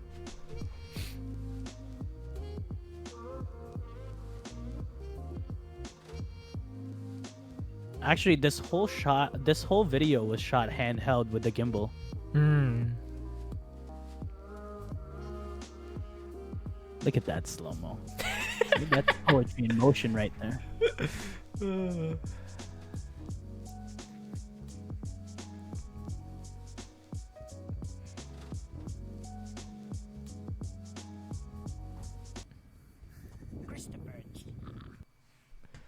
That's good stuff. That's good stuff. All right. Yeah, that's what I've been working on. Hold on. I'm gonna link the game one more time. If you want to come play, this is your time. Yeah, you guys are nuts. But I do know that you took a pretty long break from yo-yoing before you picked up this project. Oh yeah, I didn't touch my case for my yo-yo case for like years and years. Hmm. Like So- years. What made you want to? First, how come you stopped doing it so much? I don't know. I guess I just outgrew that part of me. Like I said, at one point I became more what do you call this? Like I've always been such a concrete thinker, right? That at one point I got frustrated the fact that I can't create tricks anymore as well as I used to. So like I'm like in a huge like Like a creative rut. yeah. Yeah. And like I said, because I was so good at just like mimicking people, I didn't want to mimic people anymore. I wanted to create something that's Right. like, oh, this is my This is style. mine. Okay, okay. And then it was so difficult. And I feel like it's that concrete thinking that I don't open myself for creativity back in the day, right? I have this problem with music as well, right? I too. love playing guitar, I love singing, and I have this issue where it's time to write, do a writing process to write my own song. I don't even know where to start. I Mhm. don't have that creative juice that I get from like, oh, let's film a video. I'm like, oh, I got ideas here, here. But then go try to sit down with anyone to write a song. I'm just like, and it's not like I'm not musically like intelligent. If anything, I think I'm pretty like I'm pretty good musically, and not maybe not like in a like a reading like music sheets and shit, but like I'm pretty well versed when it comes to music. Enough to be You've been around the to block. at least songwrite, right? Like there's a lot of guitar players out there that are like probably worse than I am, but it's more capable of writing a song than I Right, am. right. It's a completely different skill. Yeah, exactly. So do you think it's just a skill that you have to keep practicing if you wanted to expand into that? I don't know. That's where I'm having a huge like like I it's just a rut. Right. Yeah. Period. And to me, I don't know if it's because I've lost inspiration, or it is because of that concrete thinking that I don't allow myself to be that creative. But like ever since I started picking up photography, it like opened up that creativeness again. And like I was like, oh, let's pick up yo-yo wing, because Huh. like I have a more different mentality. Obviously, Yeah. I grew up too, so like me thinking of things to put on a video may not even just be like tricks anymore, right? Like I wanted to do a lot more b-rolls in there, and like but on top of that, I feel like now that I'm back, and like I have such an old school way of thinking about my yo-yo tricks. I feel like that's now that I look at other videos, I'm just like, holy shit! Like, how do I learn this? Like, like it's So back to it's that. really changed your perspective. Yeah, it's like back to the learning curve again, and it's like, oh, like it makes me want to create something. I don't know. That's great. That's great. One skill has kind of like opened up your way of thinking on everything else that you've done up to that point. So what do you plan to do with guitar then? Is there somewhere you want to go now that you have a different way of thinking about it? I don't know if I could translate it to music just yet, to be honest with you, because like I think I don't know if I just need inspiration, like I said, but like I just can't get that in terms of writing music. Like I can do covers day and night, no problem. Like I could sing covers all day, all night. But like this is why I admire Andres in this aspect. Like Andres could sit down, like like have some kind of idea of like some lyrics and stuff, and then he'll just play the guitar, find a melody, and then boom. And I'm just like, what the fuck? Like, how do you do that? Like, what? Like, where do you get the melody? Or do you hear the melody first, right? Just every person's gonna be different when it comes to like the process, whatever your workflow is, right? So some people may hear a melody first and was just like, "Ooh, I like this. Now let me do a background beat to it, and then write the lyrics with it." Because now you have like a flow, then you could write the lyrics with it, right? Or you could write the lyrics first and then create a melody that would work with the lyrics, and then create the background. So there's just a lot of things where you could really like there's just a lot of ways to go about it, but yet like I could try all processes. I just can't do it. The mage is a pretty established musician in my chat here, and he's asking you to write a song with him. But it'd actually be interesting to hear like how he goes about it himself. But nonetheless, let's hold on. I've completely forgot what we have else on this list here. Quality over quantity. I generally agree with that philosophy as well. You need more content, bro. True. We're working on it, okay? We're working on it. No cap. You need more content. Easier said than done, though. You know, Well, I do think now. No, here's the thing. You can't put in the same effort you do on the other videos on these little projects. True. Then True. you'll definitely hurt yourself either mentally or physically just because you just exhaust yourself. Mm-hmm. You're right. I have to take on more small projects, fill the gaps. Smaller projects, bro. Anything else we want to talk about in terms of photography here? Oh yeah, what is your end game? Do you plan on making a career out of this, or is this just something you like doing in your free time? So right now, why don't we go to the school aspect? You asked sure about it. Right now, I don't know what I'm doing with my life. So, honestly, I picked up this hobby as just a hobby. Am I good at it? I don't know. Only time will tell. But if I am good at it, I wouldn't mind doing like wedding gigs because like that's where the money is. Right. And then I don't mind doing projects like headshots with people, and then doing like a photo shot with people because they have to use it on their, I don't know, like for actors and actresses and stuff like that, right? I was just talking to Andreas because Andreas is in the middle of writing a song, and I told him he wanted to write a music video, and I was like, facts, like just let's spitball some ideas and like we can make it work, but you got to give me a song. Like I need a finished song, and then we'll spitball ideas. And then now he's gonna go work on a song.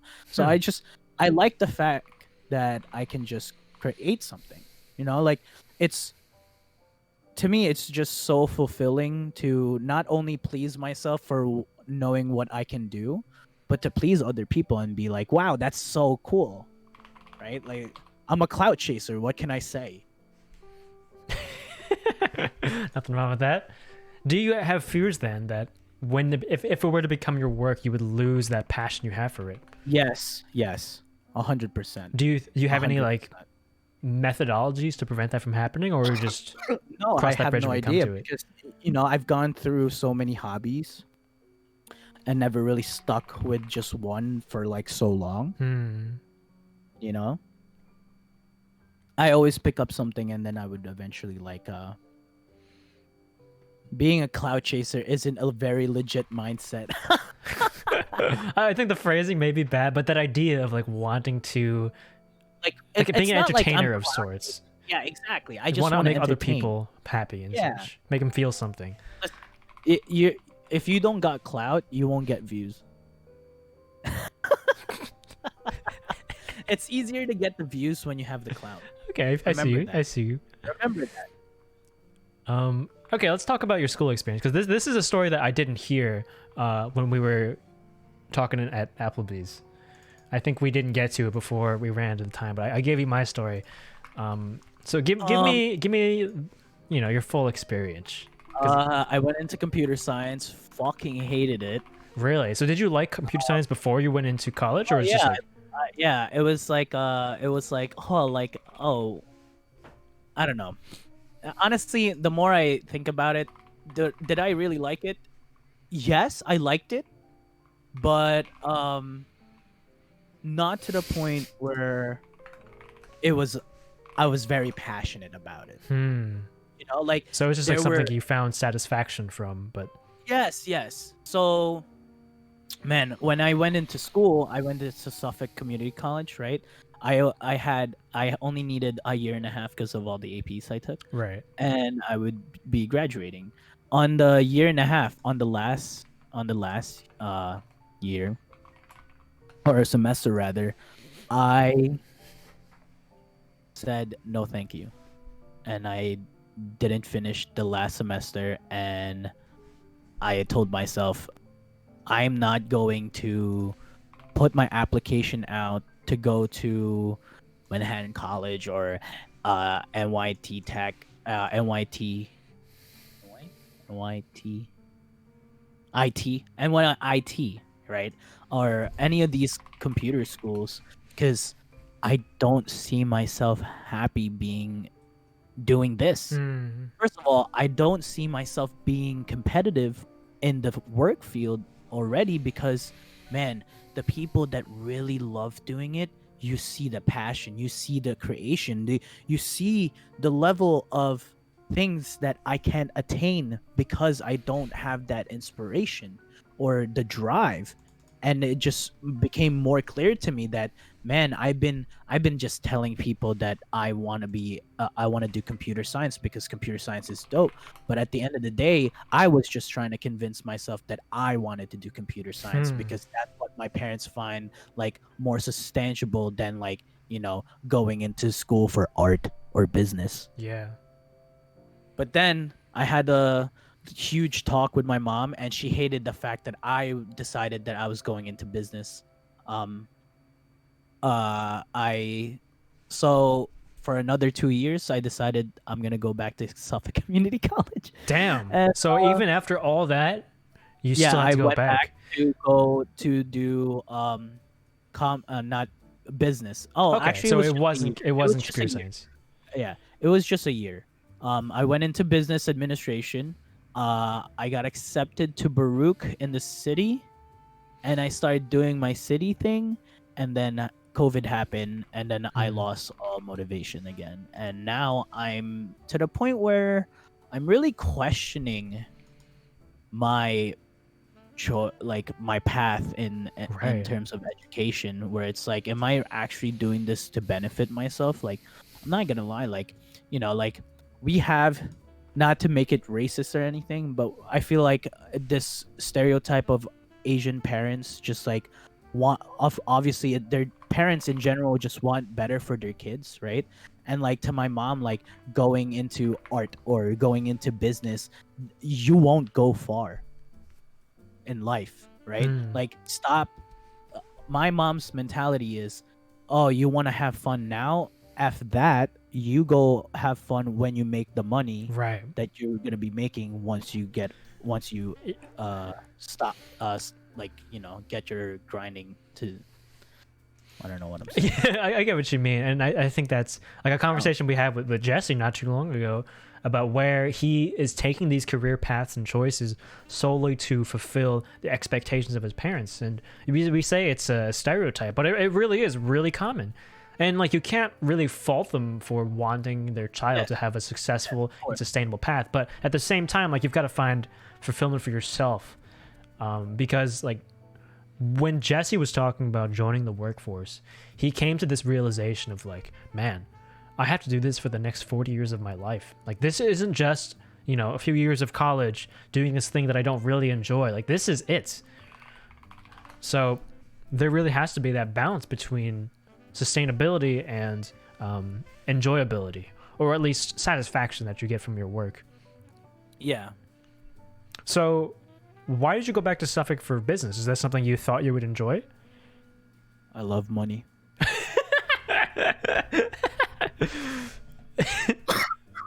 In what sense? In like having it in your wallet, or like the flow of money? The flow. Okay, that makes more sense. Yeah, I like money. I like. There's yeah, that's my parents think about more. The thing is, like, I feel like it's gotten to the point where I know what's good for me now, right? And I may be wrong. Obviously, I'm not gonna say that I'm 100% correct about it, but like the pressure of my parents, like even my dad is pressuring me, and my dad has a college education but is not practicing what he graduated. I think he was like a respiratory something, whatever. And he doesn't practice it, but like we had a conversation the other night, I want to say like actually a week ago, and he was like, oh, like you better make sure like you finish your college, right? Like you better make sure that you can finish college, like even though I don't work like like my degree, Right. like for my degree,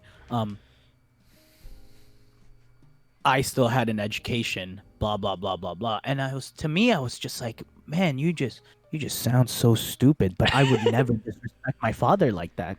Like, Well, you where do want you me think to that's coming from, though? Do you think that's from you like? want me to waste my money, right, to go to college, and then for a possibility that I might end up like you with not working what I graduated for, right? Right, but Now- we should try to analyze where he's coming from when he says this. Like, it could be from a place of like, you should It's do just- what I didn't, or it could be a place of like, you should just have a degree in general because it looks Yeah, good. I think to him it's just like the priorities of like education. Like you should have an education, right? Like you don't want to grow up being dumb and looked down upon because you don't have an education.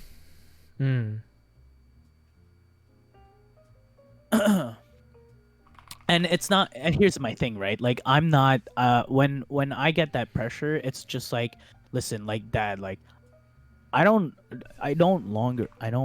want you to tell me what to do anymore, because like yes, in my head I still want to finish college, but like if I finish college in a business degree or whatever, that's because I took my time to get there, and I know when I need to start moving up again. So like right now I just want to join the workforce just to make some money, get something in my fucking bank account. Right. And then if college is really the way to go for me at this time, then college is the way to go. But like I can't just be driven by what my parents said anymore, right? Like I can't just like I have to go like I have to go to school because my mom would kill me if I don't. Like I don't want to have that mentality, because I shouldn't have that mentality. And the only reason why I do is because like our parents just put a lot of pressure to us with having an education, and they don't think that if you have an education, you won't go far in life. Hmm.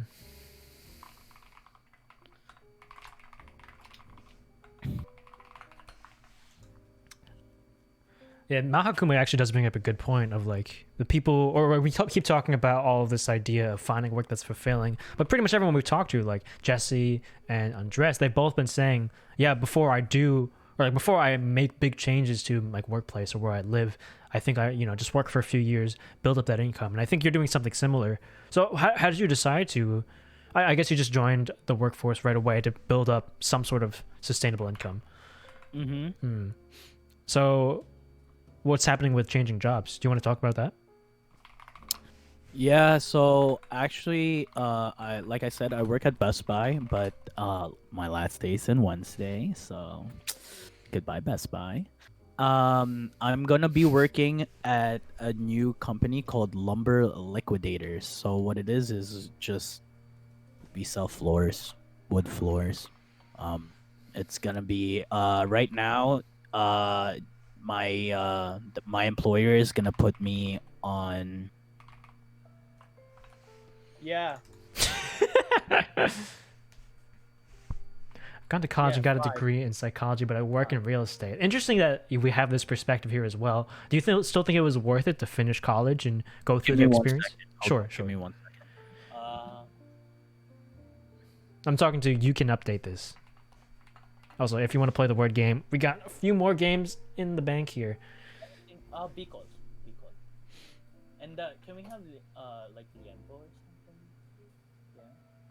Getting a degree isn't about getting the knowledge; it's about getting skills. Okay, that's fine. Skills like time management, or do you mean skills for the work in particular that you're looking to know about? Okay. I do think it's. What do you mean, just skills? Time management learning. Okay, yeah. That's definitely fair. That is definitely let me just finish what I have to do. Sorry. no worries. We've got some other interesting perspectives in chat where some people are saying, I've gone to college and gotten a degree in psychology, but I work in real estate. Kind of curious what he has to say. But someone else who is going through college or university says, getting a degree isn't about getting the knowledge, it's about getting skills. Skills like time management and learning, which can be used in a workplace. And I guess, do you think phosphorescent having those skills in general is useful, or Yes. knowing that or employers knowing that you have those skills because you have a degree is what is your reasoning? Something I see echoed by all employers that you don't have to have any relevant qualifications to work here. I see. So it's really just having the degree. In high school, I don't know if I should go to college. Oh man, there's a lot of pressure in answering these stuff. It is like we don't want to be responsible for the life path stuff.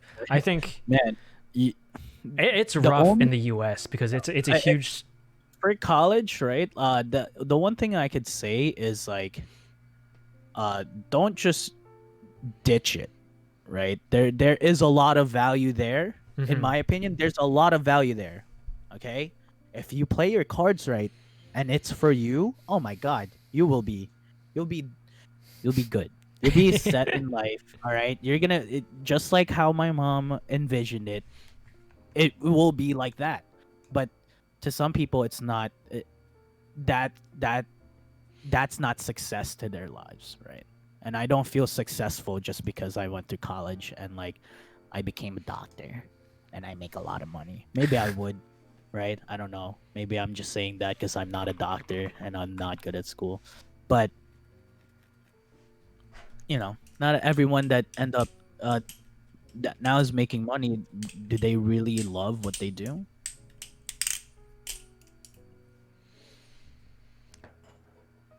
I think we talked to Mage, who ended up going to college for comp sci for 2 years and ended up chasing other avenues of work instead.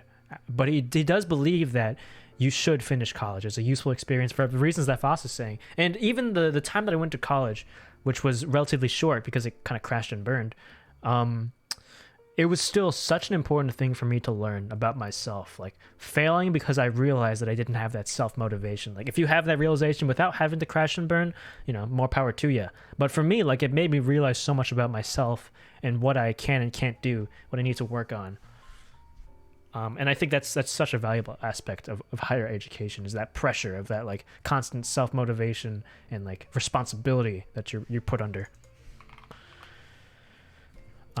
And what Foss is saying is true too. Like you can develop these skills outside of a educational environment, but it's the opportunities that you get because you have a degree is what is useful. Like it shows to employers your ability to have some sort of time management and responsibility.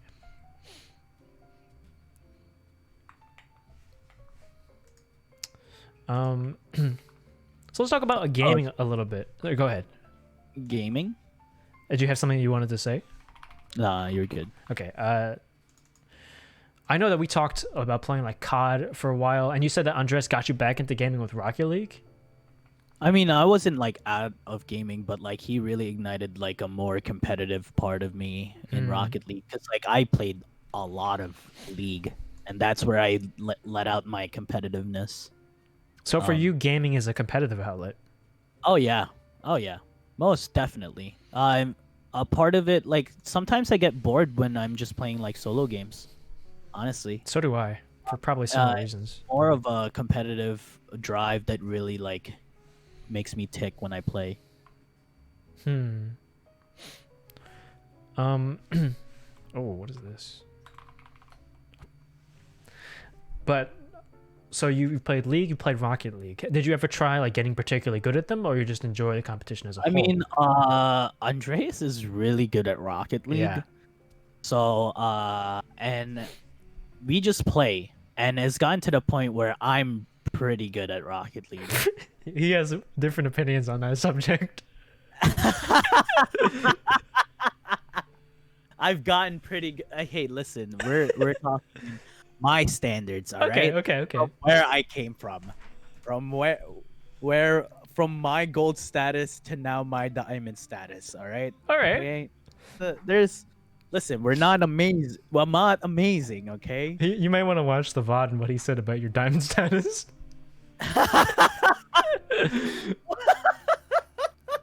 You little piece of Yo, send me this VOD right now. No, Where it's good. He said you're a great player who really carried himself to diamond.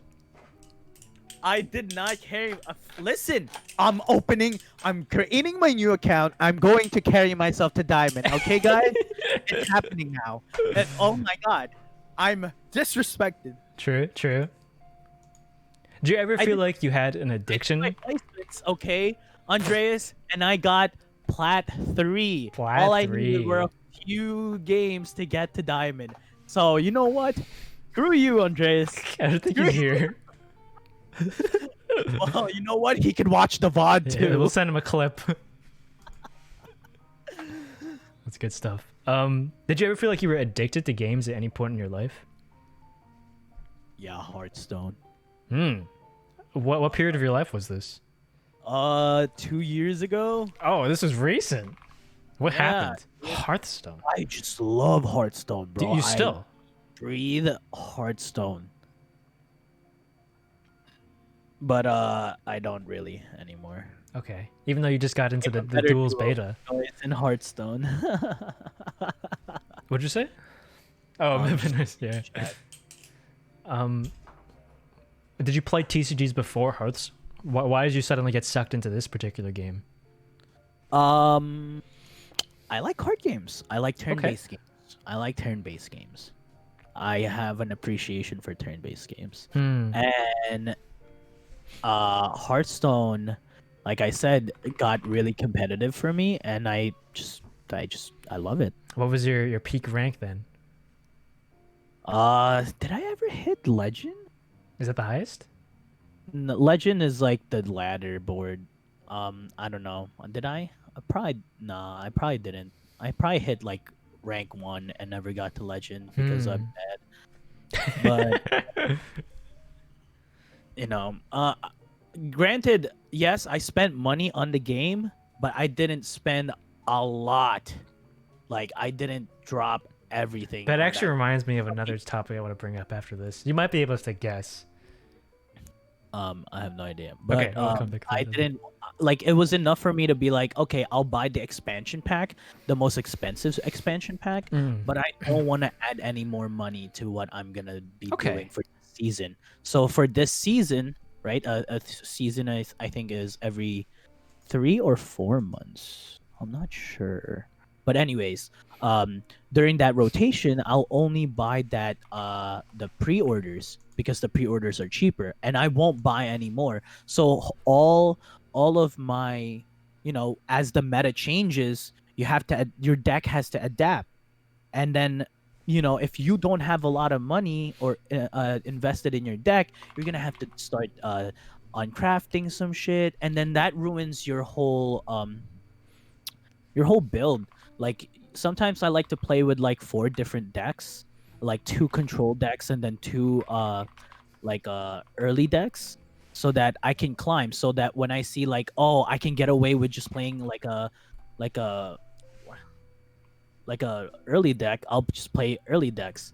If I want to play control, because like it's like they're running like more mid decks, and then I'll play control. So it's just like you gotta get a feel of what's happening around around your ranks, and you have to have the decks ready on deck, and then you need to know how to play. And there's just a lot of research involved in it, and that's why I really love it. So like, Hearthstone has something called a deck tracker, right? And deck tracker gives you data on your deck, data on like what's weak against this, what's your weaknesses, who would you be strongest against, what's the core plays, the mulligan, like the dropping of the first cards, like what should you be trying to get first, like that whole aspect. I love diving into it. Like I see it, I read it, and I make something out of it. Right. And then I play the game. So like half of the obsession isn't even on playing the game. It's just thinking It's about it. researching. Okay, Yeah. I definitely get you. I definitely have felt that with like Slay the Spire, just like other games that had a lot of depth to them, and like Warframe. I got a big obsession with it. Just thinking about like builds and things that work together nicely, and how it can like come to fruition. So I definitely feel you on that. But let's talk about the addiction part of it. Like, how exactly were you addicted? Did it take over your life at some point? I was addicted because that's all I want to do. I would come home, I would stay up all night. It would hurt my school, definitely. It would hurt my my job because Oh I'm god. not sleeping properly. Right. It hurt me as a person because all I wanted to do was play games, and I would rather go home and be on my computer. I don't want to hang out with people. You can hang out on Discord. And if I'm hanging out with people, I bring out my phone and I start playing Hearthstone. Oh my god.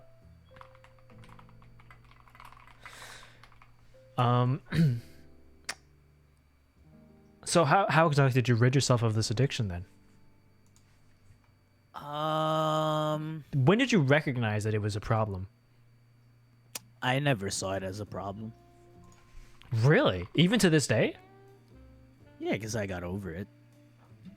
It wasn't Okay. like a real addiction where it's like I can't stop anymore. I'm gonna drop everything. Obviously, I still have a job. Okay, okay. So I made up stop school for now, but like that's a non-related issue with like Hearthstone being, right, for sure. But okay, so it never got to the point of like I don't go to school, I don't go to class because I'm too busy playing Hearthstone. It was just like I lose a bit of but sleep. like, I would go to class and play Hearthstone though, like like At least you went to class. college. It's college, so I'm gonna play Hearthstone. So when did you quit then? Honestly, maybe when Andreas really got me into Rocket League, because instead of just playing Hearthstone, I played a lot more Rocket League. Okay, Like, okay. Andres and I would play for hours. So it really replaced that competitive aspect of me, the competitive aspect of Hearthstone, and it like to me without the competitive part of Hearthstone's garbage. like like a solo game that's turn based, it gets boring real quick. For sure. Okay, the topic that I alluded to earlier but didn't fully bring up was that when we were talking in real life, I mentioned that I got a sponsorship from Raid Shadow Legends, and I expected both of you to be like, "Oh, that game, it's not very good." But instead, we're like, "Oh, actually, I've spent a lot of time playing Raid Shadow Legends." Oh god, the chat is gonna fucking blow up and it's gonna hate me right now. So tell me about your experience with gacha games. My one question really is, why? I was bored at a time and I was looking for I always get tilted, like Right. Okay. and I don't like putting it out on other people or on the game because they'll just make you play bad. It's a known fact at this point, honestly. For yourself as a mentally as a player, and if you know yourself, you need to take care of yourself. True. True. Right? So like there's just a part of me that just gets so pissed, especially on Hearthstone. When I used to play a lot of Hearthstone, as soon as I go on that losing fiasco, I'll stop. I'll be like, okay, Sorry. now, Sorry. that's not an acceptable losing streak. Rather than like killing myself, I will just play other games. Yeah. And yeah. I got into fucking Raid Shadow Legends. Why Raid out of all the gachas? Why not like Arc Knights told or you. Okay. It's just there in your face on YouTube, on Twitch. So I was like, fuck, what is this game? Let me see. he fell for the marketing? Wow, it works. Hello, it's yeah. I know how to get. I know how it works. I get it. So what about it that you liked? Did you play any other gachas? Okay, so no, I haven't. Okay. Oh well, other than like we were saying, Genshin, Genshin. Genshin Impact. Okay.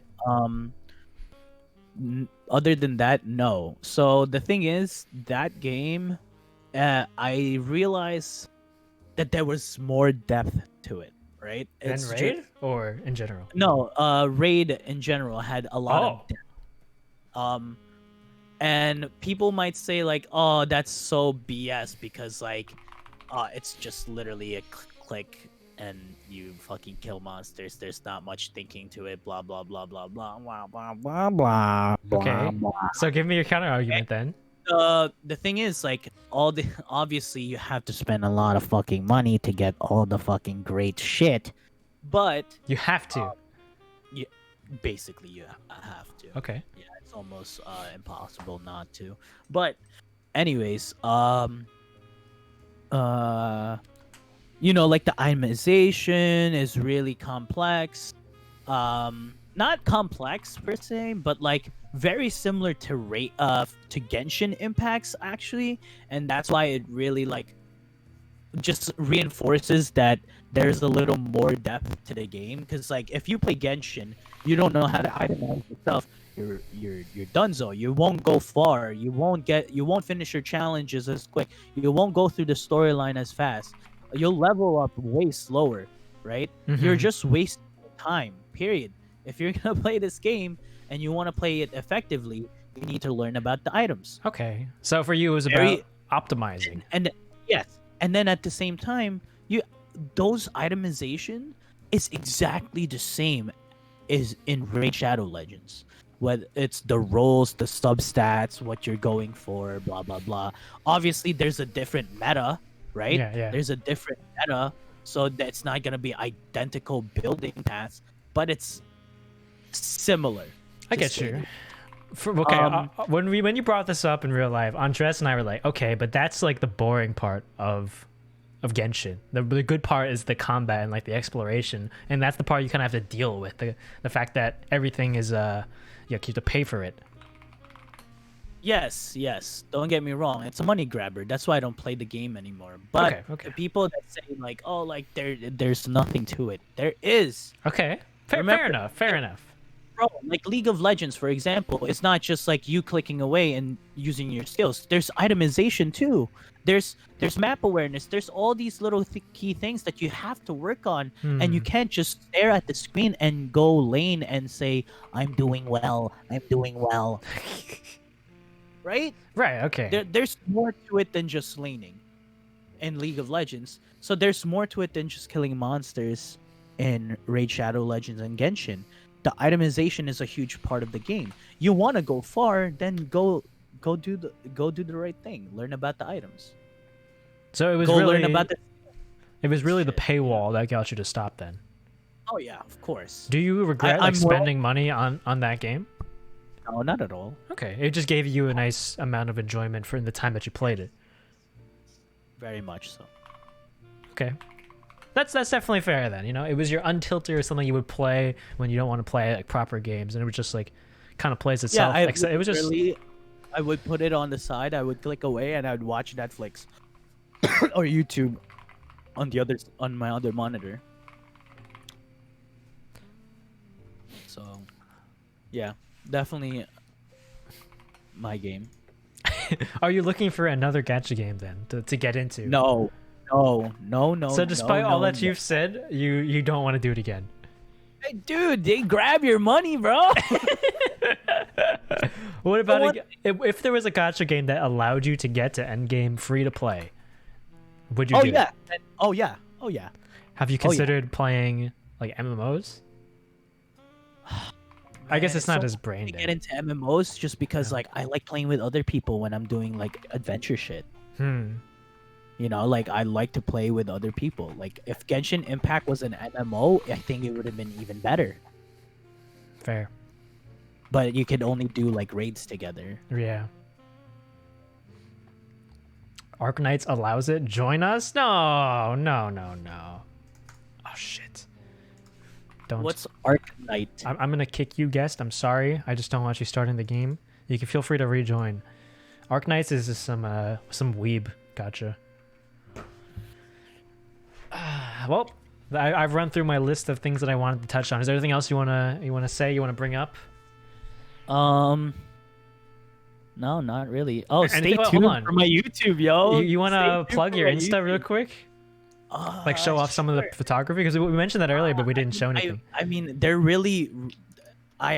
Okay, guys. Like I said, I'm really new to photography, so like, here's my Insta. I'll plug it anyways. Hold on, give me an image first. I can put it on stream. Like the sunflower was pretty good. Oh yeah, I love that.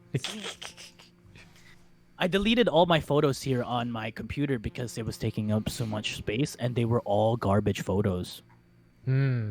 Like to my standards now, like I could definitely tell you there were what do you call this? There were some trips where I was like, oh wow, this trip I didn't know how to use my aperture properly, right? And then you see like the next trip I go to, I have more control over like my focusing, and then the next trip is like even better with my focusing, and then it's That's like probably now pretty I'm like satisfying to actually keep, actually. You know, Oh, seeing your well, progression. in a way, yes, but I deleted the raws. So the raws, each raw photo, I don't want to speak too close to my mic. It's each okay. raw photo I take is 50 megs. Oof. So I can we went to the Poconos, I think, as my first like trip with my camera, and I took 230 photos. Oh my god. Yeah, just like trying it out, like just playing around, taking pictures of random shit, trying to see angles, playing with the different variable zooms, and 230 times 50. That's a lot of files, and that's the first shoot. Then I started like before it got cold out, my me and my friends, we would play basketball, and I'll take out the camera and I'll start shooting them. So I'll make gifs. Like I made gifs of my friends. I actually have them here. Could I post a gift on this chat? I don't think so. I don't think so either. I'm on your Insta right now. Oh, you are? Oh, it's kind of hot. But this is the sunflower let me one. see. You can see what he's saying about like the texture there. Yeah, see, that's macro photography right there, baby. Mm, Look at the pine cone one. the pine cone. There Yeah, it is. go a little down. Ooh. That's a macro shot too. That's the pine cone is literally smaller than your palm, probably.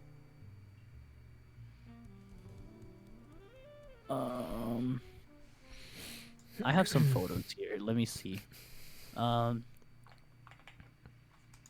Uh,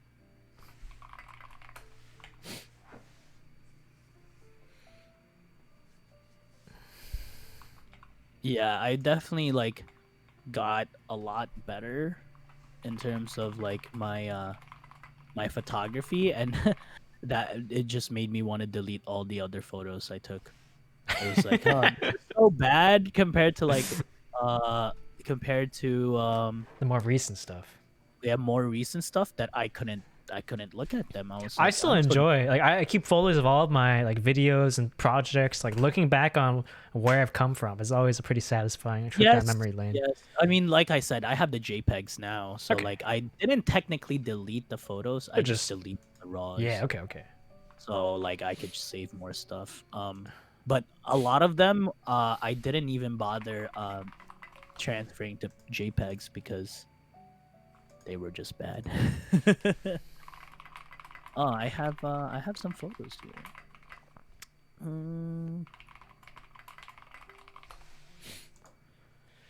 Oh, this one was cute. This one, I like animals, so I took pictures of animals whenever I can. Where are you posting them?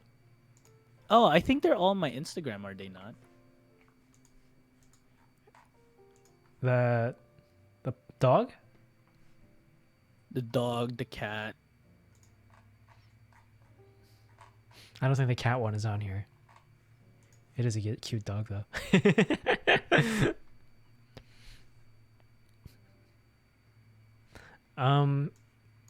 But yeah, feel free to throw your stuff in the chat before you head off your YouTube channel. What do you want to do with content as a whole? I think you're still trying to figure that out, right? Yeah, reason being that I went with a yo-yo video as like my welcome back to like just content creating is just going back to something that I'm comfortable with filming, right? You know, I have these ideas, like I said, like Andreas was really trying to what do you call this? Like trying to shoot a music video, and I'm all for that. I think that's gonna be awesome, right? What else? Like I'm just ready for any projects. I just like I love the idea of everything. It's sick to have a creative outlet like that. And I think that it's something that people should look to try and find, right? Find something where you can express yourself through an activity, whether it be, drawing or content creation or photography or even just a game. Anything, Yeah. honestly, anything.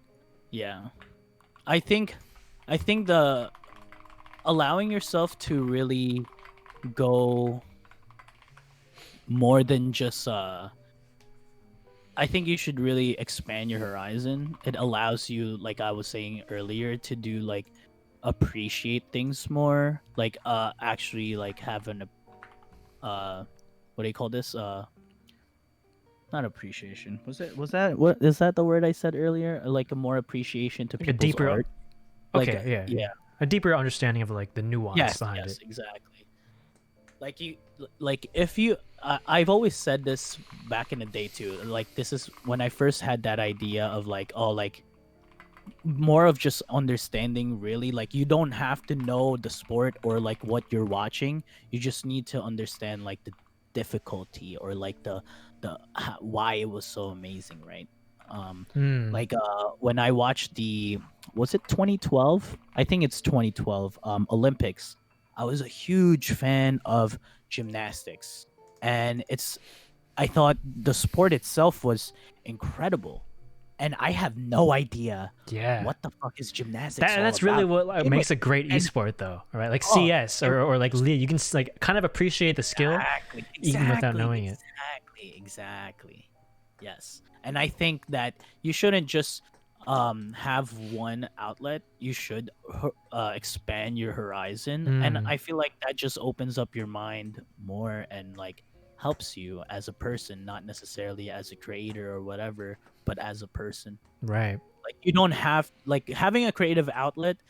I think is just good to open up your mind and just change like some thinking process. For sure. And you really illustrated that well when you're talking about these other skills that you had. Really, you can look at them in a different perspective or light now that you've discovered this creative outlet, different way of thinking. Yeah. But anyway, feel free to drop your socials in the chat. But I'm gonna interview someone else coming up now. All right, but thanks for being here. It was great talking to you again. No problem, bro.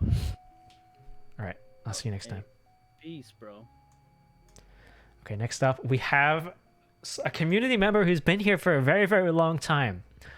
He's always been someone who has bullied me relentlessly, but something interesting happened recently where he became a VTuber. So we're going to talk to him about that, his reasons as to why, and I kind of have a sort of bias against VTubers, but we'll see. What's up? Hello. I'm going to drop one more bomb party link in the chat before we get started here. If you want to come and join the background footage of the word game, please do. I love that intro, by the way. I've got a bit of a... I wouldn't say I hate VTubers. I kind of dislike the fan base of VTubers and like the reasons that people watch them. And it's not really the small ones. I like people who do VTubing like Heroic or Emmy. I think I'm cool with them. But it's like the mega VTubers like HoloLive. They frustrate me. As a content creator, I think that's the main reason that I find them so annoying is the fact that they don't really bring anything new or interesting or even like high quality to the table.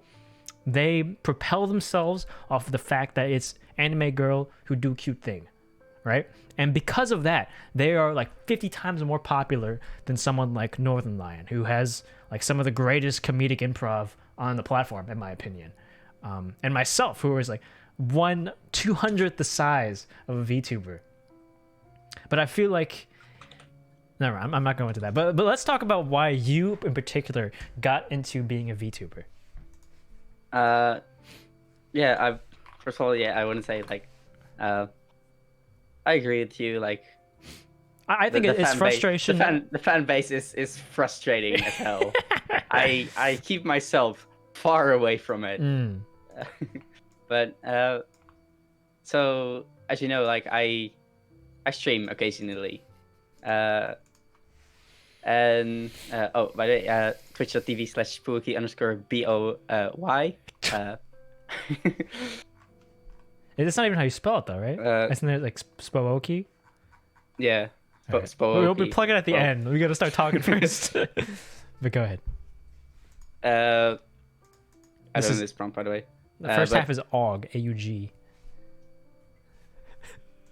Oh, what? It's augment. Whatever.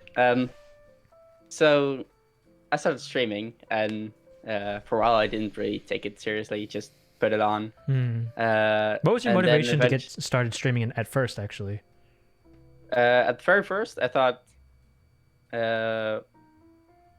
hey, why not? I just got like, it was back when I just got a new PC, and it was a big upgrade from what I had before. Main thing being I now actually have a graphics card, which my previous PC didn't, which isn't exactly great for competitive gaming. But so I started streaming. I was looking at like Soda Popping, XQC, like, you know, the usual characters, and I was like, hey, I could do that. And now I realize, no, I can't, but it's still fun to try. Right. But eventually I figured out like, oh yeah, you need to enable VODs. You can do certain things to like get more viewers to stick around and stuff. Like plug yourself in And- my Discord. Oh yeah, relentlessly. To be fair though, Lobber has plugged me more than I have plugged myself. True. He's got a secret fascination with VTubers. Reload. I I can't multitask with this, but I figured out that like face cams massively increase like people watching, and then I was Really? like, yeah, it's insane. Do you think that's a Uh, general rule? How did you come to that face- conclusion? Because I feel like if I turned off my face cam, no one would give a shit. That would probably be true, but for you, like Oh, the here we go. majority of your audience is coming from YouTube, where in general you don't really have a face cam like either. But Okay. uh, So I set that expectation already. it's for a really like, imagine you're just starting out, you have 0 viewers, 0 followers, 0 whatever, someone joins your stream, let's say something great happens and you're just in disbelief, you're in shock, I'm in shock, yeah. you're like you're silent, but nobody can see, Oh, the reaction. nobody can right. see you, nobody can see your reaction, nobody can form like a connection or whatever. It's very very applicable to what's happening right now. Mage just did like a bunch of But thank you good so stuff, much. by the Thank way. you so much, Paige. I appreciate you. But like a face cam, like it helps massively. So I thought for a while, like, all right, What the I hell? am deathly afraid of showing my face on the internet. It's like I get physically nauseous if I like think about seriously doing it. So like first was looking for like a few months at this Steam program called Face Rake. It's like from 2015. It's like the precursor to VTubers or whatever. And then I saw, oh hey, that's about 20 bucks. I'm broke. How do I figure this out? So I eventually like started getting into the idea of like having like an anime avatar that I create myself. And I had that idea for about 3 months until J4N or John from the Discord server, actually had a convo about me with me about it. And he kind of lit that fire under my ass to actually like start doing something, start setting it up, and take that idea more seriously. And through a bunch of Unity like struggles and Blender and more asset stealing than I would like to admit, I eventually ended up with my very own character, and it was really fun to get like to work on it and like get to where I am now with it. And it has helped my stream massively. Do you think if you did a face cam instead of a VTuber avatar, it would have the same effect? Maybe. I'd say. Also, one thing that really strikes me is the fact that you chose an anime boy instead of an anime girl. Why? Well, do you hear my voice? You could pull it off. I probably could with enough practice, but You don't then have to again, have like a super female voice. There's what's his name? I can't remember. He's got like a anime avatar that's like purple and black hair.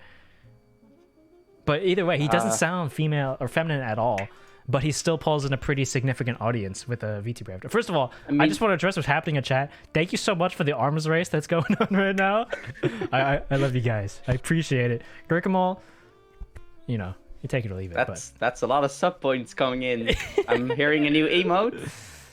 If you were a VTuber, wouldn't you be male too? I feel like there's no point. I mean, okay, but for you did it because you have like social anxiety. It wasn't purely for like baiting the anime audience. Yeah. So like, actually, funny story. IRL, I used to be like super awkward a few years ago. Like, um, like think about like what you're thinking, and then like have my social competency. It was horrid, and I slowly started to like get better, interact with people, become like a normal functioning person. But well, it's around that time that I started to pick up like competitive games like Overwatch. I mean, for a while it was just Overwatch, but a few others like Black Ops and whatever. I just talk with people online. And with competitive games and in Discord servers, for some reason, I can talk all I want. But as soon as I go into like a game like VR chat, I just freeze up. Like, I say one word and I just can't bring myself to say anything else. It's why I literally don't talk in those types of games. Why But is it the competitive nature of it? I guess it's just a different feel or something. And what's interesting to me is that your social anxiety didn't translate to just normal conversation on Discord. I mean, it did at one point, but I Okay. got over that pretty quickly gotcha. because it's really hard to communicate with people when you have 15 words per minute and you're trying to get into a conversation. That's right. Forgot about But- that little aspect. It's because of your large keyboard, though. You know, the fact that you have to travel more on a larger keyboard. But if you had a 60%, you would have probably about 400 words per minute. The keyboard layout, the core keyboard layout is still like the same size. You know that, right? No, have you ever used a 60? Yeah, it's just the same thing, but pieces cut off. I'd have More or to less. take you up. on Oh yeah, funny story actually. I the first conversation, like actual conversation I ever had in this Discord, was with Lover about my keyboard tray. Oh god, the tray. Yeah, the plywood keyboard tray with my pulse pieces, like. I mean, you've seen it. You know what It's it is. bad. It is not good. You had like a no mouse pad too, right? It was just a piece of wood. Yeah, it's literally a piece of plywood, and there's like God. there's like a bunch of the plywood by itself is like a skin-ish color, but it's like in a place where my mouse is, it's like all black because the mouse is like it's where my mouse is like torn down. But yeah, the first conversation was with Lobber actually, which might be why I talk so much to Lobber today. But I'm getting off topic. Like the VTuber stuff, you asked like if it's such a significant like audience puller, I guess. Right. I'd say it brings in a different audience. Oh. At the Sorry. start, when I just started out with the VTubing stuff, but my avatar was still like super scuffed, which it still kind of is, but a lot less so. I got a good like 10 people in total coming in like, oh wow, it's cool to see like a new like a VTuber who's like super unknown, who like I've never seen you before. Did you just start out? And I got a good few followers from that. Really? That's interesting. Yeah. So how did they find your channel though? Like, do you post it somewhere? I mean, I just posted in my the first ever stream I did with the avatar. I just posted jokingly. Neon. Nice. I just posted jokingly in the title like VTuber does Overwatch gaming, right. and then like over the course of the stream, at least like 5 people came in, like saying like, "Oh wow, VTuber person! Oh wow, I've never seen you before." I can't believe that because like the Overwatch directory is massive. Just to find one tiny VTuber who has like never streamed before really in the giant haystack of the Overwatch directory, it just blows my mind. I mean, to be fair, first of all, the keyword VTuber was like probably 3 days before like the HoloLive English thing went live, so good timing there, I guess. Like 3 days after I did that stream, I got like the entire term VTuber, it massively blew up. So the stream after that, I got like. So were people So, like like- searching it specifically, or was it like a tag you put on Twitch? No. People just search for the word VTuber, I guess. All right. The I stream mean, whatever the stream works. after that, I had like 10 people watching at some point. So did you answer before why you chose a male VTuber avatar? Oh yeah, I didn't actually. I mean, I just thought like it might feel a bit dishonest to create be- a female Huh. avatar.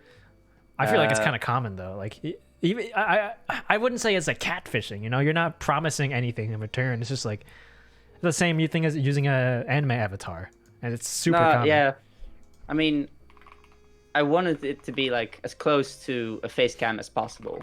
Okay. Uh, So and- your reasoning was really not like let's, harp on that cute anime girl audience. It's much more like let's just have some sort of expression for my emotions through something. I mean, yeah, my first thought was literally, all right, I just get face rig, put in like the dog filter, and put that on like the Doge thing. But of course, it costs money and peel. This worked out way better in the end, Okay. and also I learned a good bit of Unity. Yeah. Okay. That's a decent little side benefit. So how much did you actually do to your model? Like, was there an existing model? You just made some changes to it? I mean, I have. Wait, I'll actually. No, never mind. What's up? I recently changed my model, like again. Oh, okay. I don't think I've Kinda. seen the new one then. Uh, How much have you changed it then? basically, it's literally bit less known default model. It's like it's on this site called Booth, which is very commonly used by people who are into VR chat and that kind of stuff. But it's like a hair preset model or whatever. And so I basically took the entire model. I thought, wow, I like this hair, but I didn't know how to put it from one model to another. So just took it, heavily edited it, basically kept the clothes, but changed like the colors, made my own design of it. Gotcha. And I used that for a while. Luckily, I know a little bit about drawing, so I kind of made it feel kind of like my thing. Hard to make But- something that unique without having a Yeah. really in-depth knowledge, but that's kind of impressive. Yeah, actually. exactly. But, Is it something you'd recommend other people do if they have like anxiety with face cams? Oh yeah, definitely. Huh. It's incredible. I can, like. You think I the would- VTuber hype wave is enough to justify it right now? No, Oh, really? not nearly. Okay. You might get you'll get like a bunch extra viewers for sure, but as soon as they figure out that you're not like actual VTuber, you're not like cute anime girl. What the? Oh my god, Lime Life, what the hell? Jesus. I'm hearing a new emote coming in, but Yeah. We actually did commission another 5. Should be like end of the week. Boys, Oh, boys, you buggers. guys are nuts. What is happening? Thank you so When is my- much, Lime Life. Is this my payment for carrying you in bronze the other day? It's about time actually. And Sicktanic or Psychtanic? But regardless, thank you so much for the prime. heck, it's still taking a few days before my sub runs out. Sicktanic? Gotcha. That's actually really interesting that was her reasoning as opposed to the typical reasoning. So have you ever considered turning on your face cam after doing this, or this is something you think you'll stick to for the rest of time? Maybe not the rest of the time, but for the foreseeable future, yeah. Because, well, I mean, putting your face out on the internet in the first place is kind of a scary thought. But I actually remember on the I- very first stream that I ever did, I had done like some local recordings of like, okay, this is me just talking and playing Warframe. Got my face cam in the corner, but do I do it? And I remember thinking like turning it on and off, like, is it better with or without? The people I play Yeah. Blade and Soul with like don't really know what I look like. You know what? Fuck it. Let's do it. Just run it. And I don't really regret it. You know, it's good to put yourself out there, get yourself out of your comfort zone. Something I would But- recommend, but it's a cool solution. I actually, I would get physically nauseous at the thought of like doing something like that. I think you probably are your own worst critic, you know. Yeah, probably. Other people definitely wouldn't care as much as I do, but I guess it's just some irrational thing. But even now, I wouldn't put my face out there. But the VTuber thing definitely has helped with that a bunch. Besides just being able to be like more expressive and whatnot. Finned. And yeah, the reason I didn't have a female avatar is like it feels dishonest. I wanted it to be as close as possible to like me. And then actually last week I decided, or not last week, a bit before that, I decided, all right, I like this avatar, but it's still not mine. Like mine. So that's why you continue to edit it. Yeah, that's what I've been doing over the past like few days. I've been struggling a lot with Unity and Blender because I downloaded a few like assets to put on it, but I didn't know how to put on it. A bunch of like messes with what ISE mice. Nice. Mies. That's not how you spell mice. What was I talking about? I have no idea. I'll be honest. I'm like, okay, mice, rise. I just lost the topic entirely. But something about like, oh yeah, I was editing it. Oh yeah, and, yeah. I changed the eye color, which I had to put the thing in Unity, the entire like model. Had to decompress it. Had to like get a specific like the eye textures. And put that into a drawing program, but it couldn't be any drawing program, so I had to put it like in a specific one, edit it in there, put it back into Unity, and then I finally like edited one texture. I do know. Hold on, let me find the chat logs again. From I have a friend who's trying to be a VTuber, and he has been looking for some like modelers, right? And he talked to the person who did Nyanner's VTuber avatar. Hers is really well done. It is really well done, but like you kind of wonder like how much does it cost to get that sort of thing done. You know, you do like a typical commission artist. It's like typically 100 to 300 to get like a really nice reference sheet done. And then we have the VTuber avatar. Yeah, I know where this is going. I'm looking for it. Hold up. Okay. The place I was going to commission for my live 2D rigging for VTubing stuff, they raised their prices, which I was completely ready for, but then realized that all their artists are either $1,000+ to commission besides the rigging fee of $1,500. So that would be like $2,500+. Yup. That's yeah, nuts. exactly. That's nuts. And you downloaded Unity, just did some changes yourself. I think that's probably a good compromise. What's MPA? Oh my god, Kirk, you're a madman. You got peer pressured by Lime? How you let this happen? This is not how you be a Chad. But I do appreciate it. Thank you so much, man. I mean, I made a video not too long ago. I made 2 videos. One when I just like made the VTuber thing, or a while after actually, like a few weeks after. I was like, this is my character. That video got 500 views. Okay. What about the video of you calling me out? Of my cowardice. Like 30. Oh, damn. People just love VTubers, man. It's such a craze. It's crazy. I made a video like 2 weeks later because I was getting questions like, how do you do it? How did you set this and this and this up? So it was like a tutorial. So I thought, okay, I'm getting these questions. I don't want to keep answering them. I'm gonna make a video like how to become a VTuber. Yeah, okay. And it has 14 views right now. Oh no. Oh no. So that funny. didn't really work out, but it basically walks you through how to become like a VTuber for free. Mm. When I was messing around with my current avatar, whatever. I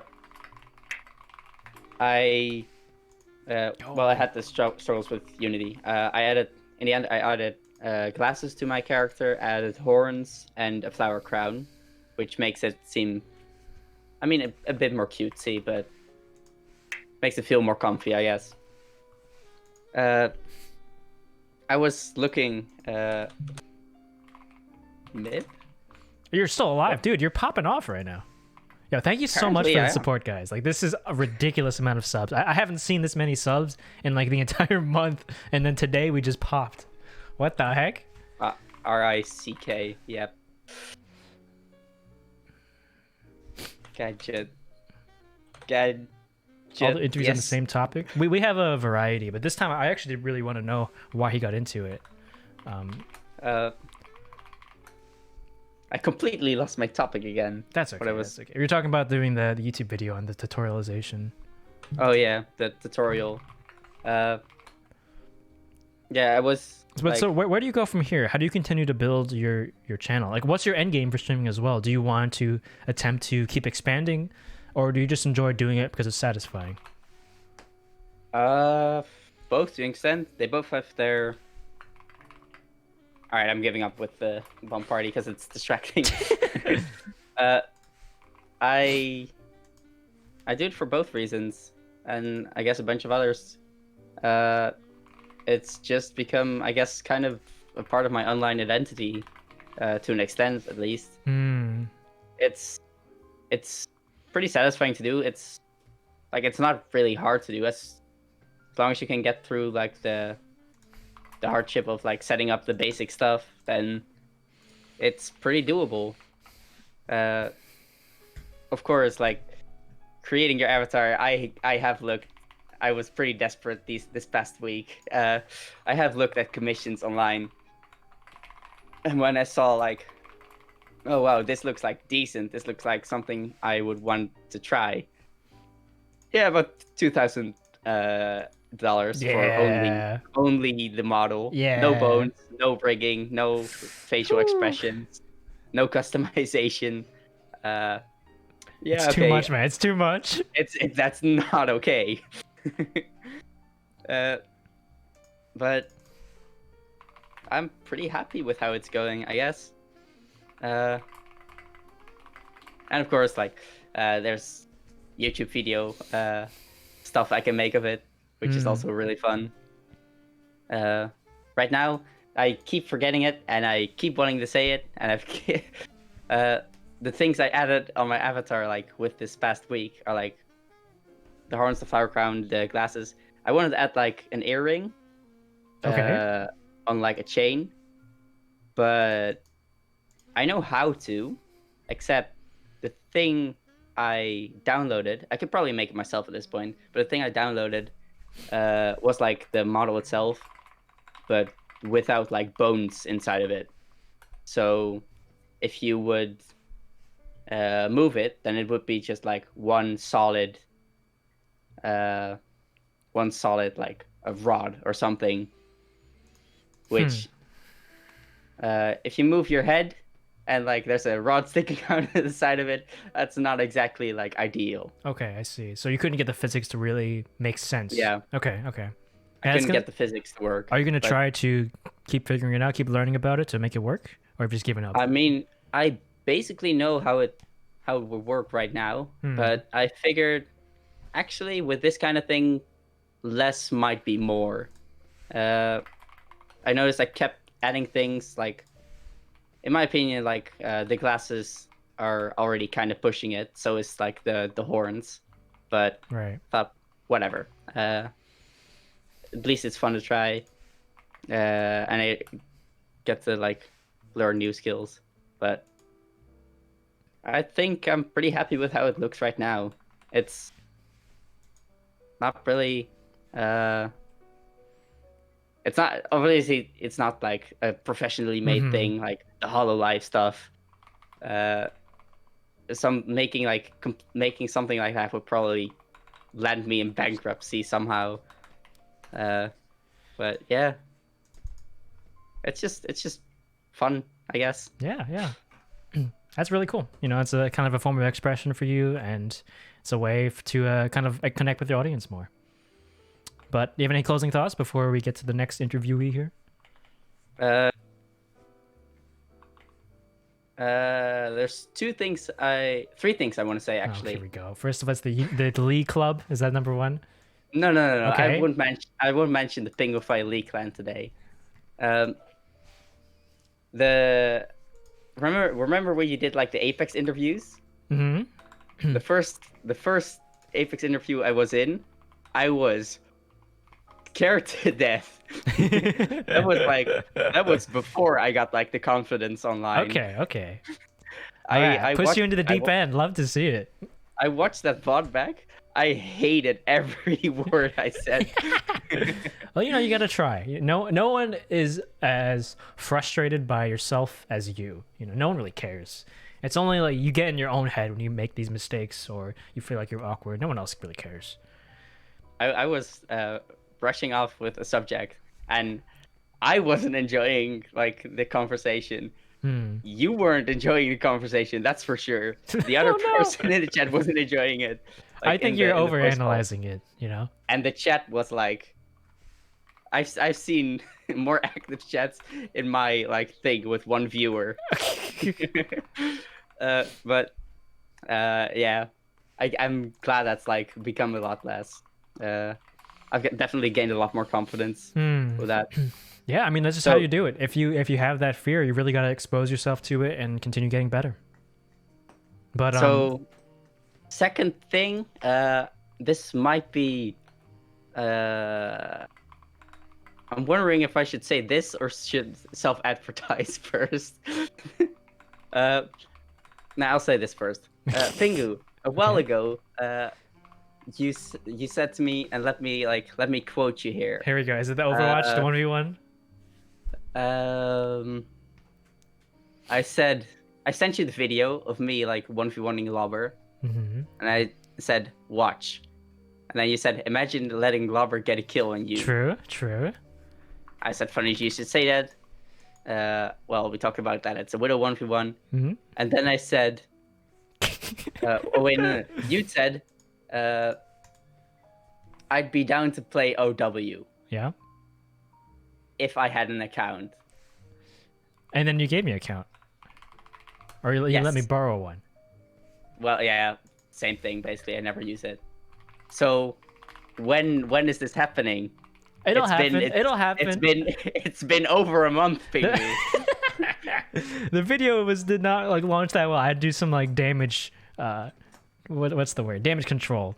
And now I'm like, okay, maybe don't play so many games in my free time, but it'll happen. I promise you. Maybe we'll do it on stream. I'll delete you. Duel if I had an account. We'll do it. Okay, we'll do Just it. use my alt lol. I'll embarrass you on stream. You know, if that'll make you happy, I will delete you in a game I've never played for content. Oh, you know I'm uploading it to YouTube either way. I am fully like leeching off of your like YouTube success. I don't think anyone's looking up Pingofy that often, to be honest. But regardless, yeah, you can do your self promo now and then heck off. Yeah. That's the third thing I wanted to say. Twitch.tv/SPOWO. Just drop a link, you caveman. Get him out of here. Get him out. Disconnect. Goodbye. Don't send the link to me. Just type it out or just put it in chat. Goodbye. He's gone. There it is. Feel free to check him out. He's a nice dude. All right, Annie, if you want to join a VC, we'll be talking about some university woes. I'm kind of curious. It's been a long time. I don't think I've ever talked to Annie in VC before, but she's been around the community for a very, very long time. I appreciate ya. Hello. Hi. Oh my god, I'm so nervous. You're fine. I think this is the first time we've talked, even though you've been in the community since like the beginning. Yeah, Well, I think have I already been around since the beginning? I'm not sure. I've been so inactive recently though, but yeah, because of university starting and stuff, Mhm. I've been super busy to say the Mhm. least. I see, why British? Yeah, how are you? British. I am from the UK, yes. Okay, so you brought up the topic of down to talk about uni, lack of motivation, or art stuff. Let's get to all of that. But first of all, what problems have arisen? Like how far into university are you? Okay, so I'm in my second year right now of animation, and I have this issue quite a lot, but I'm is my mic really loud? I'm sorry. I'm No, you're fine. You're fine. You might want to. No, it's fine. It's fine. sorry. I got new headphones recently because my old ones broke, so I have no idea what what's going on. But yeah, yeah, I'm in my second year of animation, and I have this problem quite a lot, but I have a lot of issues with motivation. Mhm. Just getting myself to get up out of bed, go to lectures. Um, yeah, I Hmm. think I struggle with that quite a lot. So, how was your first year? Did you struggle with this the first year you got into university? Um, at the beginning of the year, a little bit because I get homesick quite a lot, but it got better in the second half. And I think another big issue is that I prefer 2D animation a lot more over 3D. Oh, really? And currently this semester we're doing 3D like CGI stuff, and it's just not for me. I see. And you have to do it. Yeah, Wow. I if I if I want to pass, yeah. Damn. So your But first year is yeah. difficult at first. You slowly got into the rhythm of it, and now that you're in the second year, it's really the subject matter that's got you with some difficulties. hmm So what do you mean Yeah, by I just lack of motivation? Is that um oh sorry, you go ahead.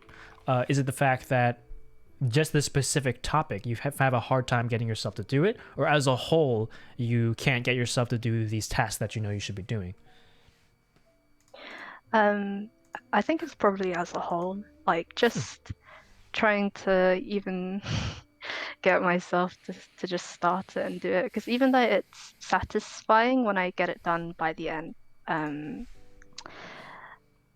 like getting myself to even start and go through the long process of animating like a 3D model is hard because it's not really that fun for me. Like I'm quite traditional Hmm. in like what I enjoy because um I like painting, just drawing in general. Recently, I think beginning of this year, I fell in like this year or last year. Um, I fell in love with Bob Ross senpai. How have And you I only got just discovered him now? The legend himself? uh, I've seen like videos of him before, but I never actually like tried following a tutorial Oh, until my 18th birthday last. Wait, was it last year or the year before? Oh God, I can't remember time. But I basically organized with a friend that had a birthday close to mine to hmm. hold a birthday party with all of our friends, and we'd all follow a Bob Ross tutorial That's together. actually so good. Yeah, it was so much fun, and since then I've fallen in love with him. Hmm. And every couple of months, because I journal, I try to journal every day, but yeah, sometimes not really. But I have journals, and I paint the covers of them with a Bob Ross tutorial, and I stream it Ah, sometimes as well. Each time I like, because my each journal lasts about 3-ish months, so I've been streaming when I paint a new cover that's each so time. good. All right, Um, I need to tune into yeah. one of those. I just did one yesterday. I actually wasn't that happy with the one I did yesterday, but Ah, yeah, it's sorry. I don't mean to like plug no, no, no, no. I'm doing it for you. Don't worry. but Thank you. But yeah, I think honestly, I've um fallen in love with like painting skies in general. I think I'm on the verge of maybe trying to go down the route of becoming a background artist instead of like character animations and stuff. Really? Is it Yeah. a difficult switch to make? And is it a different like subject completely in educational context? Um, Honestly, I'm not too sure because my course is currently very focused on uh, character animation in general, and they haven't given us like a crash course or even like an introduction into background animation. But like personally for me, I started going to therapy sometime during when quarantine started in the UK. I don't know the time frame because this year has just blended together Right. because of lockdown. But Yeah. yeah, I started going to therapy, and an activity I found like I really, really enjoyed was, it sounds so sad, but just going outside by myself and like sitting in a park or something and just staring at the sky. It's not sad. Because That's I don't probably know, something that most of us don't do. yeah, I don't know. I guess it sounds like I'm a bit of a loner, but I Oh, kind I of see. am. I see. Yeah, but uh, yeah, something I really really enjoyed is, or I still really enjoy, but I can't because it's winter. And another lockdown started in the UK. But yeah, just I find it really peaceful being able to just stare up at the sky, especially when it's like my favorite like stage of the sky is when it's just clear blue with clouds floating, because it's basically head empty, like no thought. Right, right.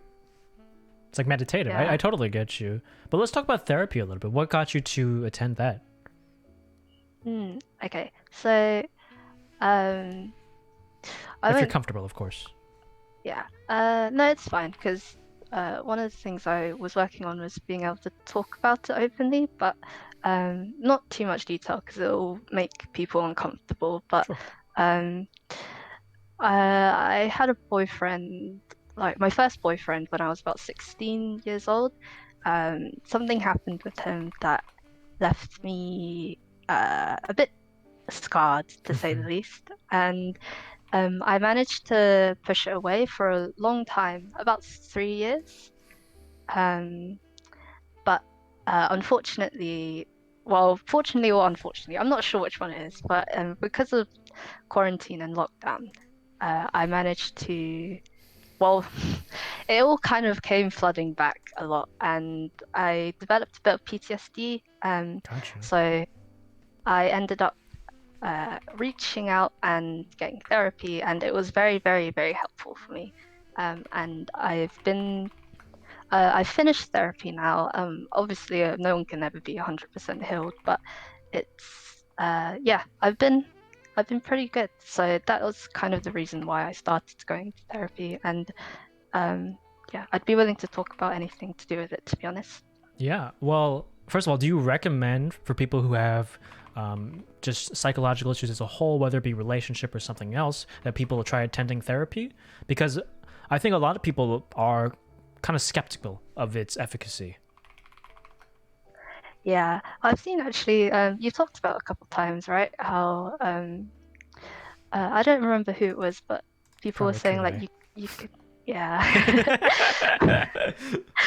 like trying to solve it on your own, and going through the process and finding materials and stuff.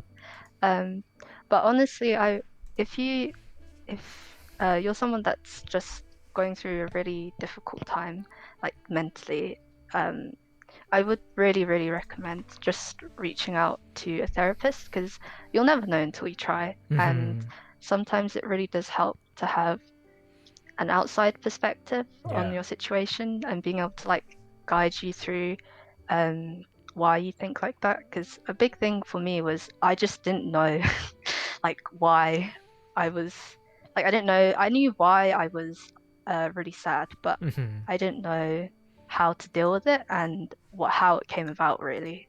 So having someone explain to me um, why this was happening to me Right, right. was really nice. Yeah, I think we mentioned that before. It's like that metacognition of allowing you to think through the whys behind these negative feelings, and that kind of allows you to start combating them. Yeah. So, is there any specific techniques that you thought were really helpful for you, like either like ways to think about things, or in general, like what are some great takeaways that you can share with us? I think the biggest thing for me was at the beginning of therapy when I learned why it had like my PTSD had stuck around with me for such a long time. It was basically I don't remember the name of it, but it was like a cycle of avoidance. So each time I would have like a really bad moment, I would try and push it away as much as possible until I like, forgot about it for a little while, and it would work for like maybe a couple months or so. But then, as soon as I saw a trigger for it anywhere, like I would like get back into that same really bad thought process again. But then each time I would try to push it away from me again. So it was this continuous cycle of avoidance because I didn't know how to deal with it, and having that pointed out to me was like pretty mind blowing for me. Right. Because it was like, oh, okay, so I've been like this for such a long time, even though I don't want to, because I just like I've been avoiding it. It's that self-awareness that really allows you to start working on these issues, and I think that's true for pretty much anything, whether it be something as simple as improving. You need to be aware of the problems that you have in order to start combating them, and it's especially true for like psychological issues. But back on the topic of university again. First of all, it's great work to work through those issues and to actually go attend therapy. And if you're not proud of yourself, we're proud of you. Thank you. But- Something. Oh, sorry, really off topic, but also I want to thank you guys from before for helping me with driving lessons.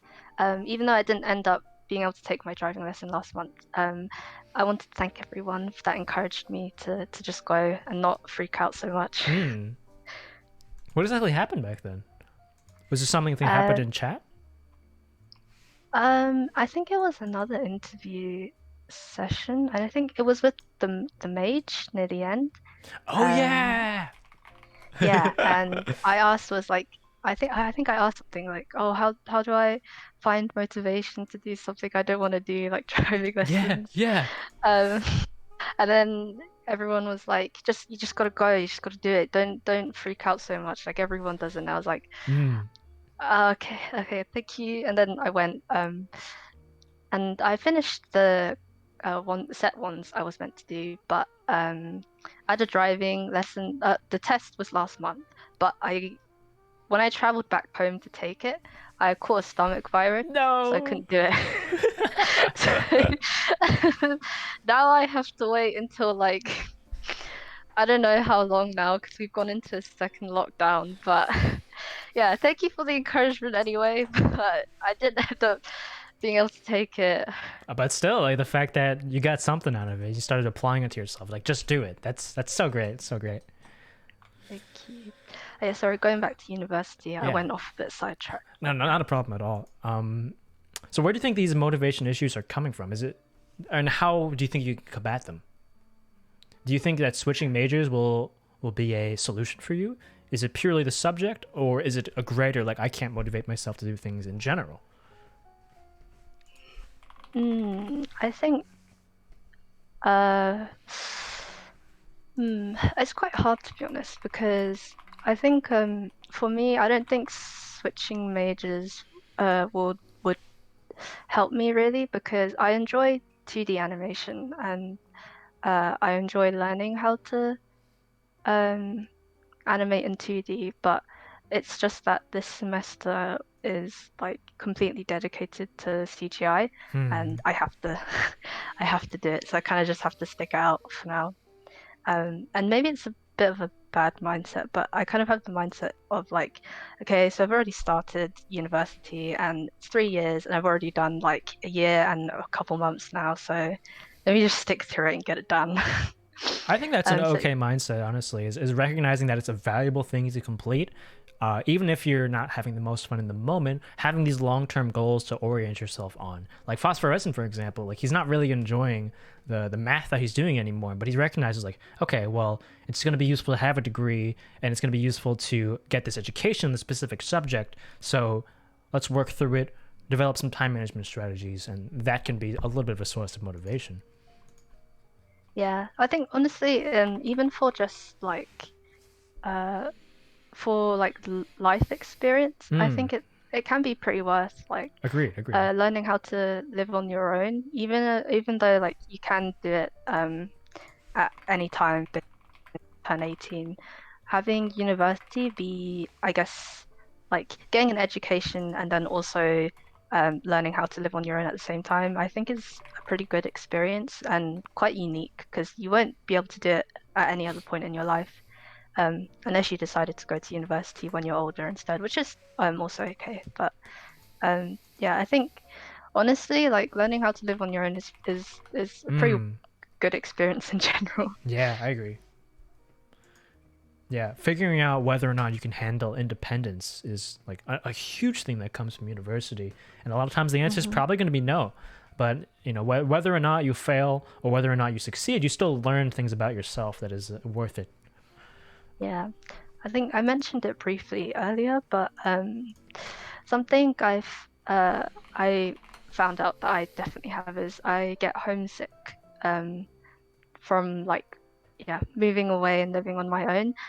And I thought that going into my second year, I wouldn't be homesick anymore because I already done it the first time around. But I found that I was homesick again, and honestly, it's like a lot of people go through it, but not a lot of people like to admit it, I guess, because it's kind of like, oh, why am I homesick? You just deal with it like everyone else seems to be dealing with it, but why can't I? But yeah, it's I feel like homesickness is something that's very common, but it's like people just say you just got to get over it. But it's honestly, I feel like it should be a more open thing for people to speak about because when you can't speak about it, you just feel even more lonely. I definitely think it's a huge thing for a lot of people, and it's probably going to be more like learning how to deal with it more so than getting over it, right? Like having is it the people or like the location that you're having issues with? I think it's a combo of location and like I guess people. I think the specific thing with people is that um, when you don't know everyone, like you're just thrown into a dorm with people that you've never met, it's really hard because you have to try and You like really got to learn get how out to of live your with comfort them. zone. Yeah. And like you have to try to learn how to live with them. And for me, something that's quite stressful is that I don't want to cause any arguments, any conflicts. I just want it to be as peaceful as possible because I just want everyone to be able to live like comfortably. And for me, it's like I don't know what habits I have that might bother other people, so I want to be as like I guess just unproblematic as possible. But then that kind of becomes an issue because then I get like a lot of anxiety, like whether I should leave my room at this time or when should I be up, how loud am I speaking and stuff like that. And then location, because obviously I think this is the same for everyone, but not not knowing the place at all, like you're not because I used to live in my home is London, but then I go to a different part of the UK to go to university. That's about like 3 hours away or so. And in London, I had places that I'd be familiar with, or like restaurants or cafes or whatever that I would go to usually, and just not having that comfort around me was one of the reasons that I get homesick quite a lot, just not knowing the area and being comfortable with places. That's actually interesting. So it's not so much the missing where you came from. It's more like being uncomfortable with where you are.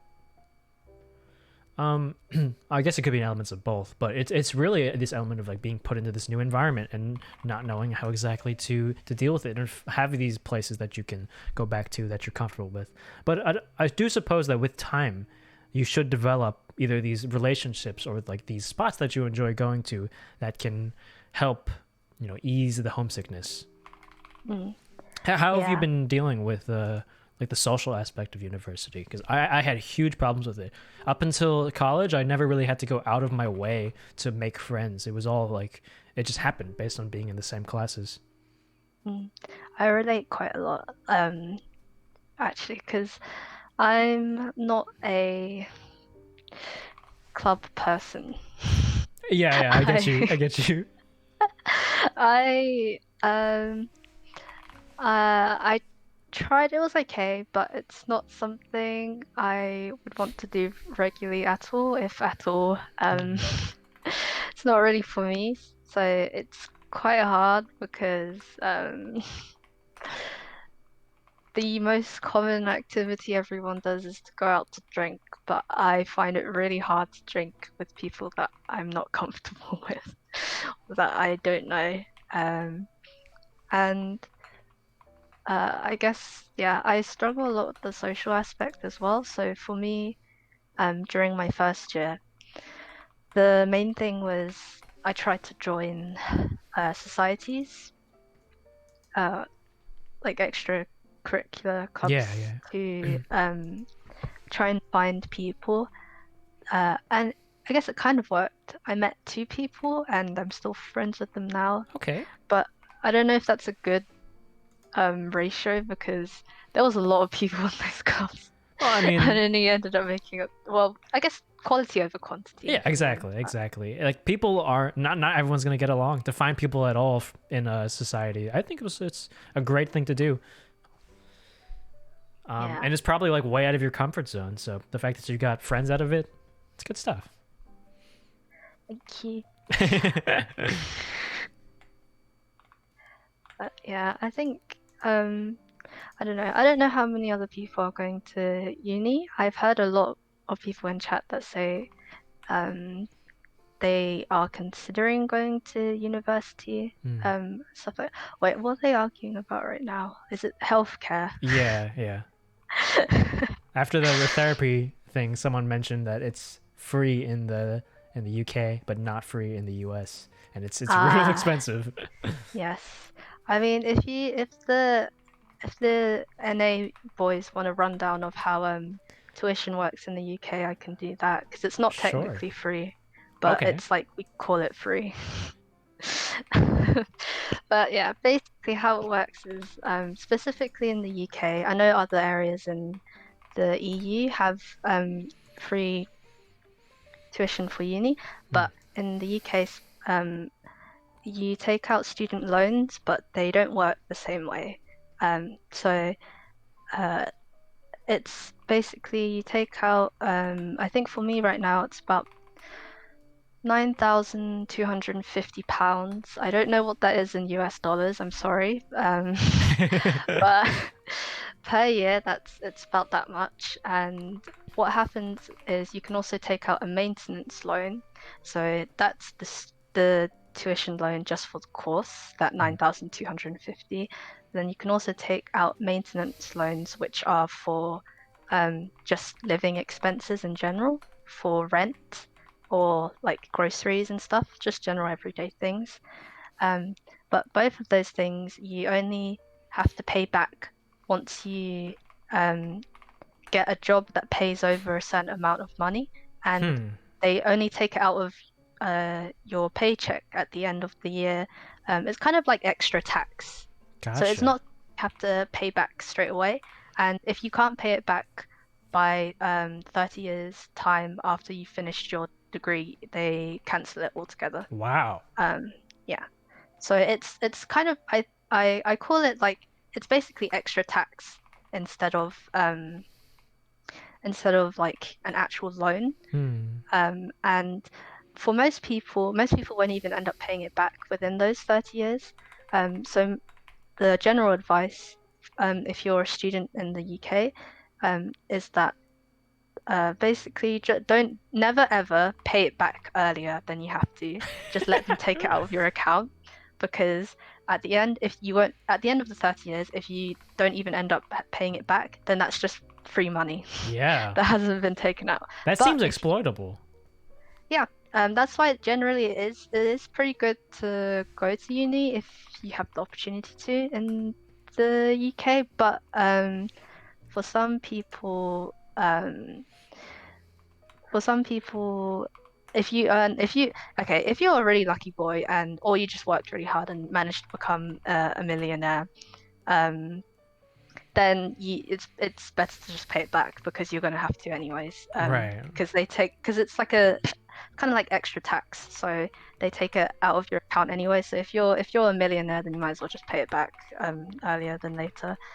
But otherwise, if you're an average, like if you earn an average income, then don't ever pay it back earlier. Hmm. Yeah, hopefully that helps with tuition. It's like it's a bit complicated, but yeah. Um, has university been a valuable experience for you thus far? For me, yeah, I think it would be for me personally, because the thing is, before starting university, I've always said I wanted to get into animation, but I never really actually tried it before going to uni. So during like mandatory school, the closest thing I got to was just traditional art stuff. Yeah, so I think for me, even being able to go through these 3 years and just have like a try at animating is a good enough experience for me as well. And then when I was saying earlier about like the experience of learning how to like live on my own, do my laundry, cook for myself and stuff. Right. I find it quite therapeutic, because I like seeing things clean by the end. Like when I hoover my room, I see the clean floor, I'm like, wow, look at me go. Look at you go. But yeah, I think in general it's I don't know, I think it really is a good a worthwhile experience for me. But yeah, I saw someone say Scary says I fucking hate London. Understandable. I get it, but I'm not gonna lie. I'm a bit of a city girl, so I do love London, but it's it's I think London. Well, not think. London is the most London is the most diverse place in the UK. So for me, it's home, because I feel like almost not invisible, but I don't feel stares from other people quite as much as where I am at university, because I am British Chinese. So yes, actually I feel like that's probably something not a lot of people see on the internet a whole lot, but an Asian with a British accent. That's true, actually. It's quite rare. Yeah, I think it's just because maybe the British Asian community just don't like broadcast a whole lot, but I haven't really seen a lot of, like, if any at all, on Twitch. Maybe on YouTube, like, but it's been like very, very rare recommendations. But yeah. I know there's a contingent of people that think that if you are into like art, you don't really need an education. It's much more of a thing you can do on your own. You can learn from like what's out there already. Do you think it's worthwhile to go to school for your art of choice? Yeah, I think This is very like dependent on the person because I know there are a lot of people that haven't gone to higher education um, for an art degree, but for me personally, I think it is like definitely beneficial because I didn't have any previous experience before, and sometimes like I struggle with teaching myself things. So having a little bit of guidance from like teachers or even someone with more experience, like fellow students and stuff, having that type of help and I guess like a course to guide me on what to learn, picking up the basics, has been really useful. I know all of it can be self-taught. However, I'm not really a person that can teach myself things very easily. Like the only thing I've kind of done successfully is is like learning how to type, because when I first discovered when I first discovered you, I didn't know, like I typed with my two index fingers, um, and I was very, very slow. And then when I saw like your stream with like Bomb Party and stuff, I was like, everyone here knows how to type. And when I was in the Discord, when I was in the Discord, everyone was like, "Oh yeah, I'm at like 90 words per minute right now," and then I was so slow at typing. I'd be like, "Hi," and then someone else would already have written out like, "Oh, how are you? Oh, I'm doing this, this, and this," and I was too slow. So I was like, "Okay, fuck it, fine. Let me just teach myself how to type." Hell yeah. So I'm currently roughly about like 60 words per Let's minute ish. go. Not bad at So all. the most successful thing I've done so far has been to teach myself how to type. Um, so otherwise, I usually rely on like education to guide me through things, like a future career and stuff. And even then, going to uni, if you're a very social person and try hard, you make a lot of connections through networking and stuff. Right. Like especially if you're planning to go into that area of work after you finish your degree. Like for example, if I'm planning to stay in animation after I finish my degree, the teachers that taught me at uni will be helpful networking. And then if your uni and course is generally pretty good, then they'll recommend you animation studios or people that they know, or they invite people in to do talks and stuff. So like I think unless you're going to uni just for the experience, I'd say if you are planning to definitely go into that for a future career, university can be good just even for finding people on the same path as you. Yeah, and even if you're a very social person as well, and you make friends with people on your course, there'll be good contacts as well for the future. Because if you're all going onto the same career path, you might even end up working with some of them in the same studio. So it's like I think it can be a very good, like, useful thing. But again, I understand that in the US you actually have to pay back your loans. So it's like you have to weigh a lot more whether you actually want to go and how useful it will be to you. You're definitely right, though. Phosphorescent said something similar of like he's gotten all these different opportunities just because of the people he knows and like what he's done with the community. That like these opportunities wouldn't exist if he hadn't taken this experience in university, even though it's got nothing to do with his degree. Yeah, I think networking in general is very good for like if it's definitely the career path you want to take down the line. And yeah, I think in general, if you're not like that sure, like if you have no idea what you want to do in the future,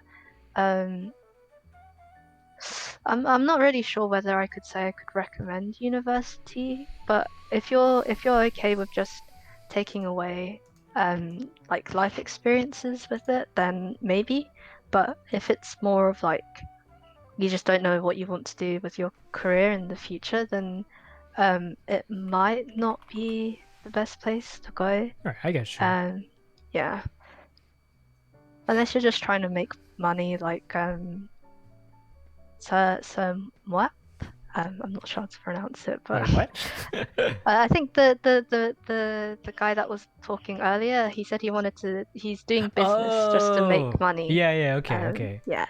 So, yeah, unless you're just doing like the degree thing to get a good paying job, kind of lifestyle, then yeah, I think if you're really passionate about wanting to try and find whatever it is that you want to do in the future, then university, like focusing on one thing, probably isn't the best thing to do. But it's good if you just want experience. Do you think that like going into university undecided is a bad idea as a whole then? Or do you think that you can just get like a general education, figure out things based on the courses that you take? Because there's a lot of people that think that they like something until they have to go into like higher education for it. Yeah, that's definitely true. I guess it depends how much you get out of it, because obviously people, if you don't enjoy what you're doing, then you're not really going to learn a whole lot. So it can be a waste of time. And I've heard of a lot of people that, well, my cousin, he decided to go to university, but the degree he's taking isn't something he actually enjoys. He did it more for the social aspect. So if you like to meet people, go clubbing and stuff, I guess if you want to spend that much money on it, then sure. But it's I think if you like, as I think someone else was saying earlier, if you manage to develop skills out of it and apply yourself really well, like time management, and stuff like that, then it could be really useful. Like, I think it could be really useful. You can still learn things from it, even if the course isn't great. And I think, like, just a general thing that I guess, yeah, everyone already knows, but you really won't know until you try. And if you find that even if you like, maybe you don't like your course, but you really like the university that you go to, and you enjoy how they like operate in general and how they teach and stuff, maybe you could just ask to switch on to a different course instead. But yeah, I think in general, like if you're considering it, then there's no harm in trying and dropping out if it isn't for you. True. Unless of course like money is a big issue, then yeah, you want to think on it a bit more. But if like in general, like I think the stigma around dropping out is like really a shame, because I agree. yeah, like because if it really isn't for you and you know it's not for you, then you shouldn't feel bad about not continuing it, because in those last few years of what you would have used to finish your degree, you might have found something that you actually really love instead. So it's like, I think even going and then trying and then deciding that, hey, I don't actually like it, is something that you should be, I think more people shouldn't be afraid of doing, because you're not always going to succeed in everything, and you're not always going to get the job either. Like for every job that you apply for, like most of them probably reject you.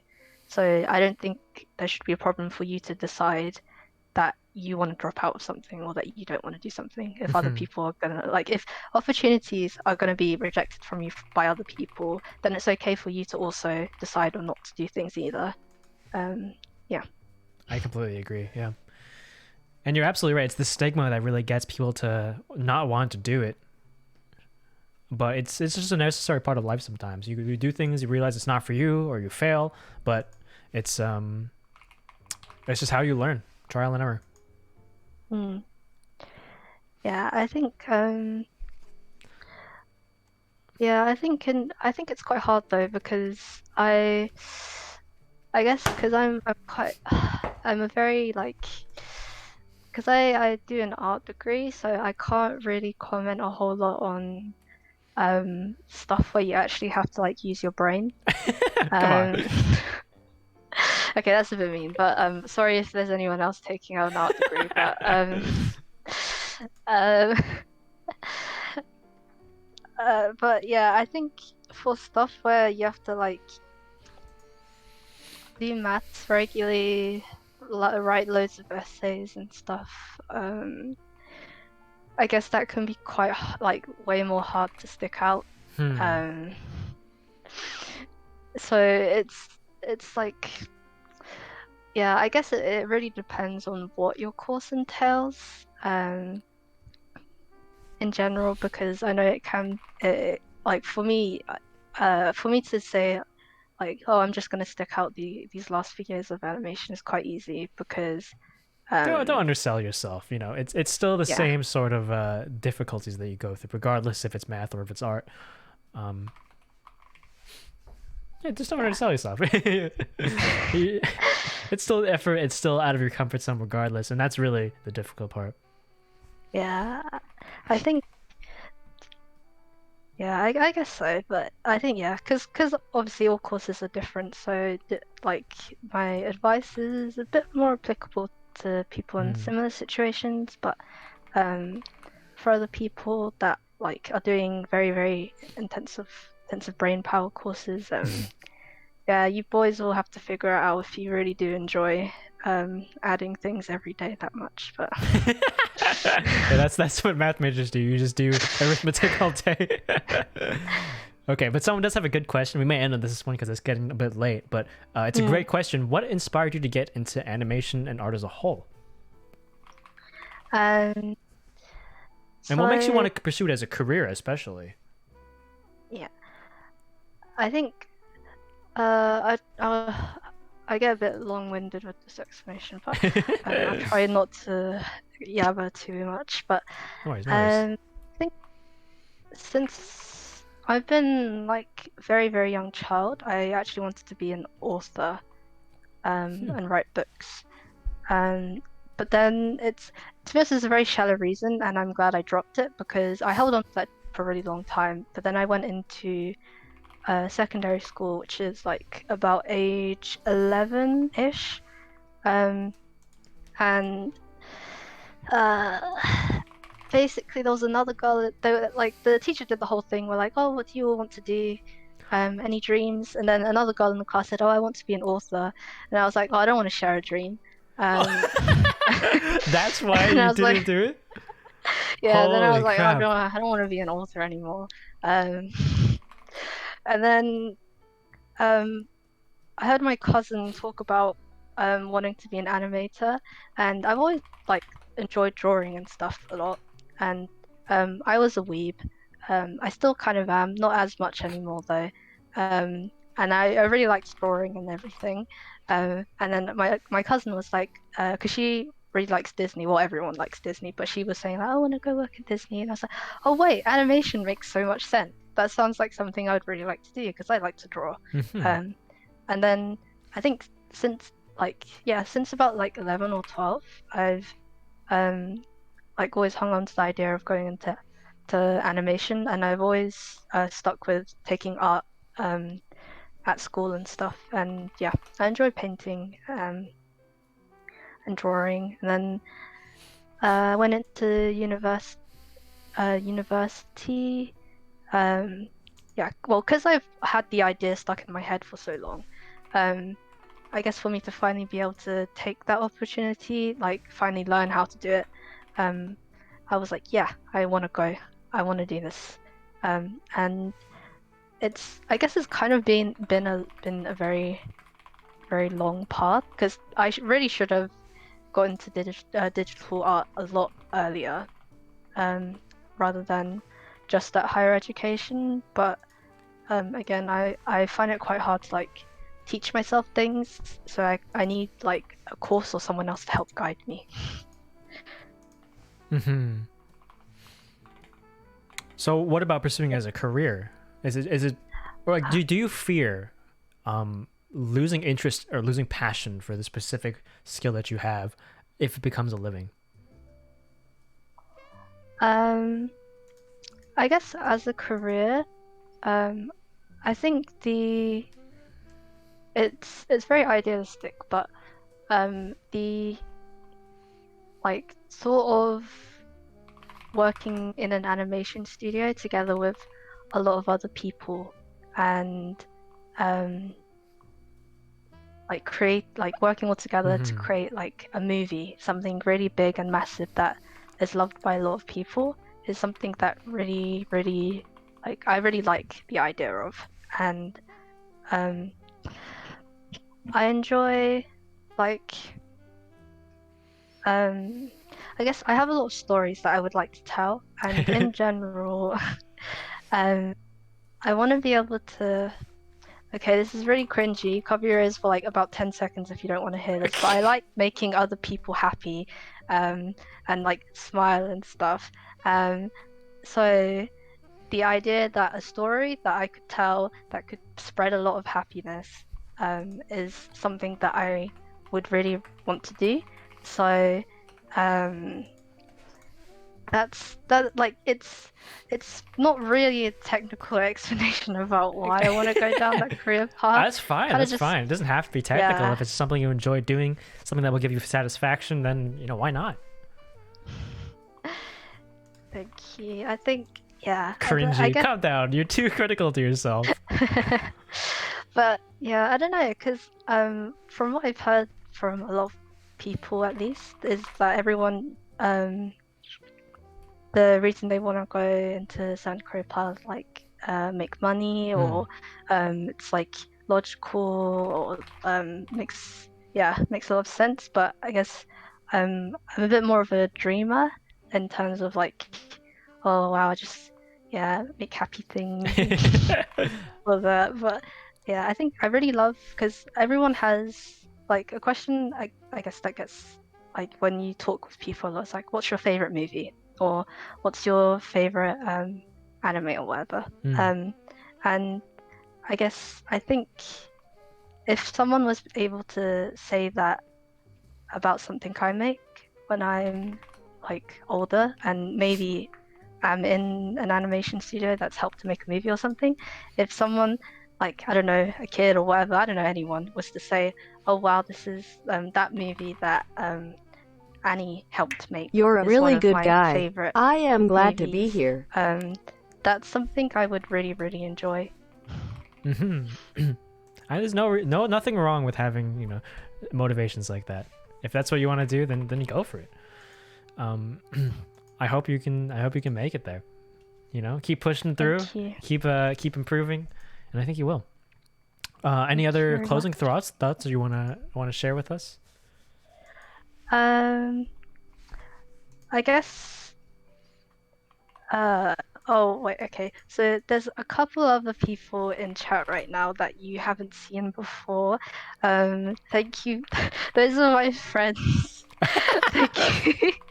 Thank you for joining in and like just showing love, and thank you for everyone. Was the Morgan person one of your friends? Yeah. Okay, that makes a lot of sense. That makes a lot of sense. They came in just to give some support and stuff. Thank you very much. And thank you to everyone else that was really kind and nice in general. I haven't been very active in the Discord No or worries. anything Life like is that, life. but yeah, I enjoy the community a lot, and I very much appreciate everyone. Thank you very much. Yeah, thank you everyone for being wholesome. A lot of conversations happening simultaneously, but no one's at each other's throats, which is what That's you like to good. see. Yeah, when I saw the chat go on fire, about, well, not on fire, but like as soon as I started speaking, it was like, oh, British three-head, and I was like, oh no, have I started something? Oh Oops. boy. But yeah, thank you for being here. Hope to see you around. It's always good talking to you. Thank you. Hopefully my accent wasn't that annoying. But It's thank fine. you, everyone. You're so self-critical. You're chilling. God, I just I was just very nervous. But yeah, thank you for letting me come on and talk a bit. My pleasure. My pleasure. All right, I'll see you around. Bye. Yeah, it's a good conversation. It's unbelievable. Like, this is probably one of the only Twitch chats where you can have a conversation about politics and like gun laws, and no one is just flinging obscenities. So, good job to you guys. I didn't feel the need to stop what was going on. What's being spammed here? I don't want to click on it. What is this YouTube video?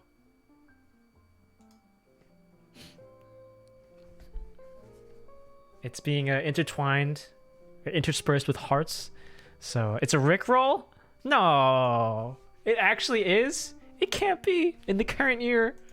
What's next? This is the end of stream, unfortunately. I actually went 30 minutes over when I usually go to. But yeah, I do enjoy doing these reviewer interviews from time to time. It was great reconnecting with old friends. It's good learning more about the people that are in the community. And while like we're just everyday people, I do think that honestly, if you ask the right questions, you can make anyone say, or people have interesting things to say. Like having new perspectives to reflect on is such an important part of life as a whole. So memorize the link you didn't get me. Yeah, thank you for all the new faces that I haven't seen before sticking out. And the gift subs, I have a hard time. Like I don't want to talk over the interviewee, but thank you so much. I can't thank you enough for all of the support that you guys are giving me. What is your schedule? I stream Tuesdays, Thursdays, Saturdays typically. Do you play any games at the moment? I'm not gonna answer too many questions because this is the end of stream. If you wanna talk, hop in my Discord, ! Discord. And yeah, I'll see you around. We're gonna be raiding the Mage, who was the one talking about Marxism earlier. He is a very, very interesting guy. He's got so many cool skills, and he's got a great voice. So is your stream up right now, Mage?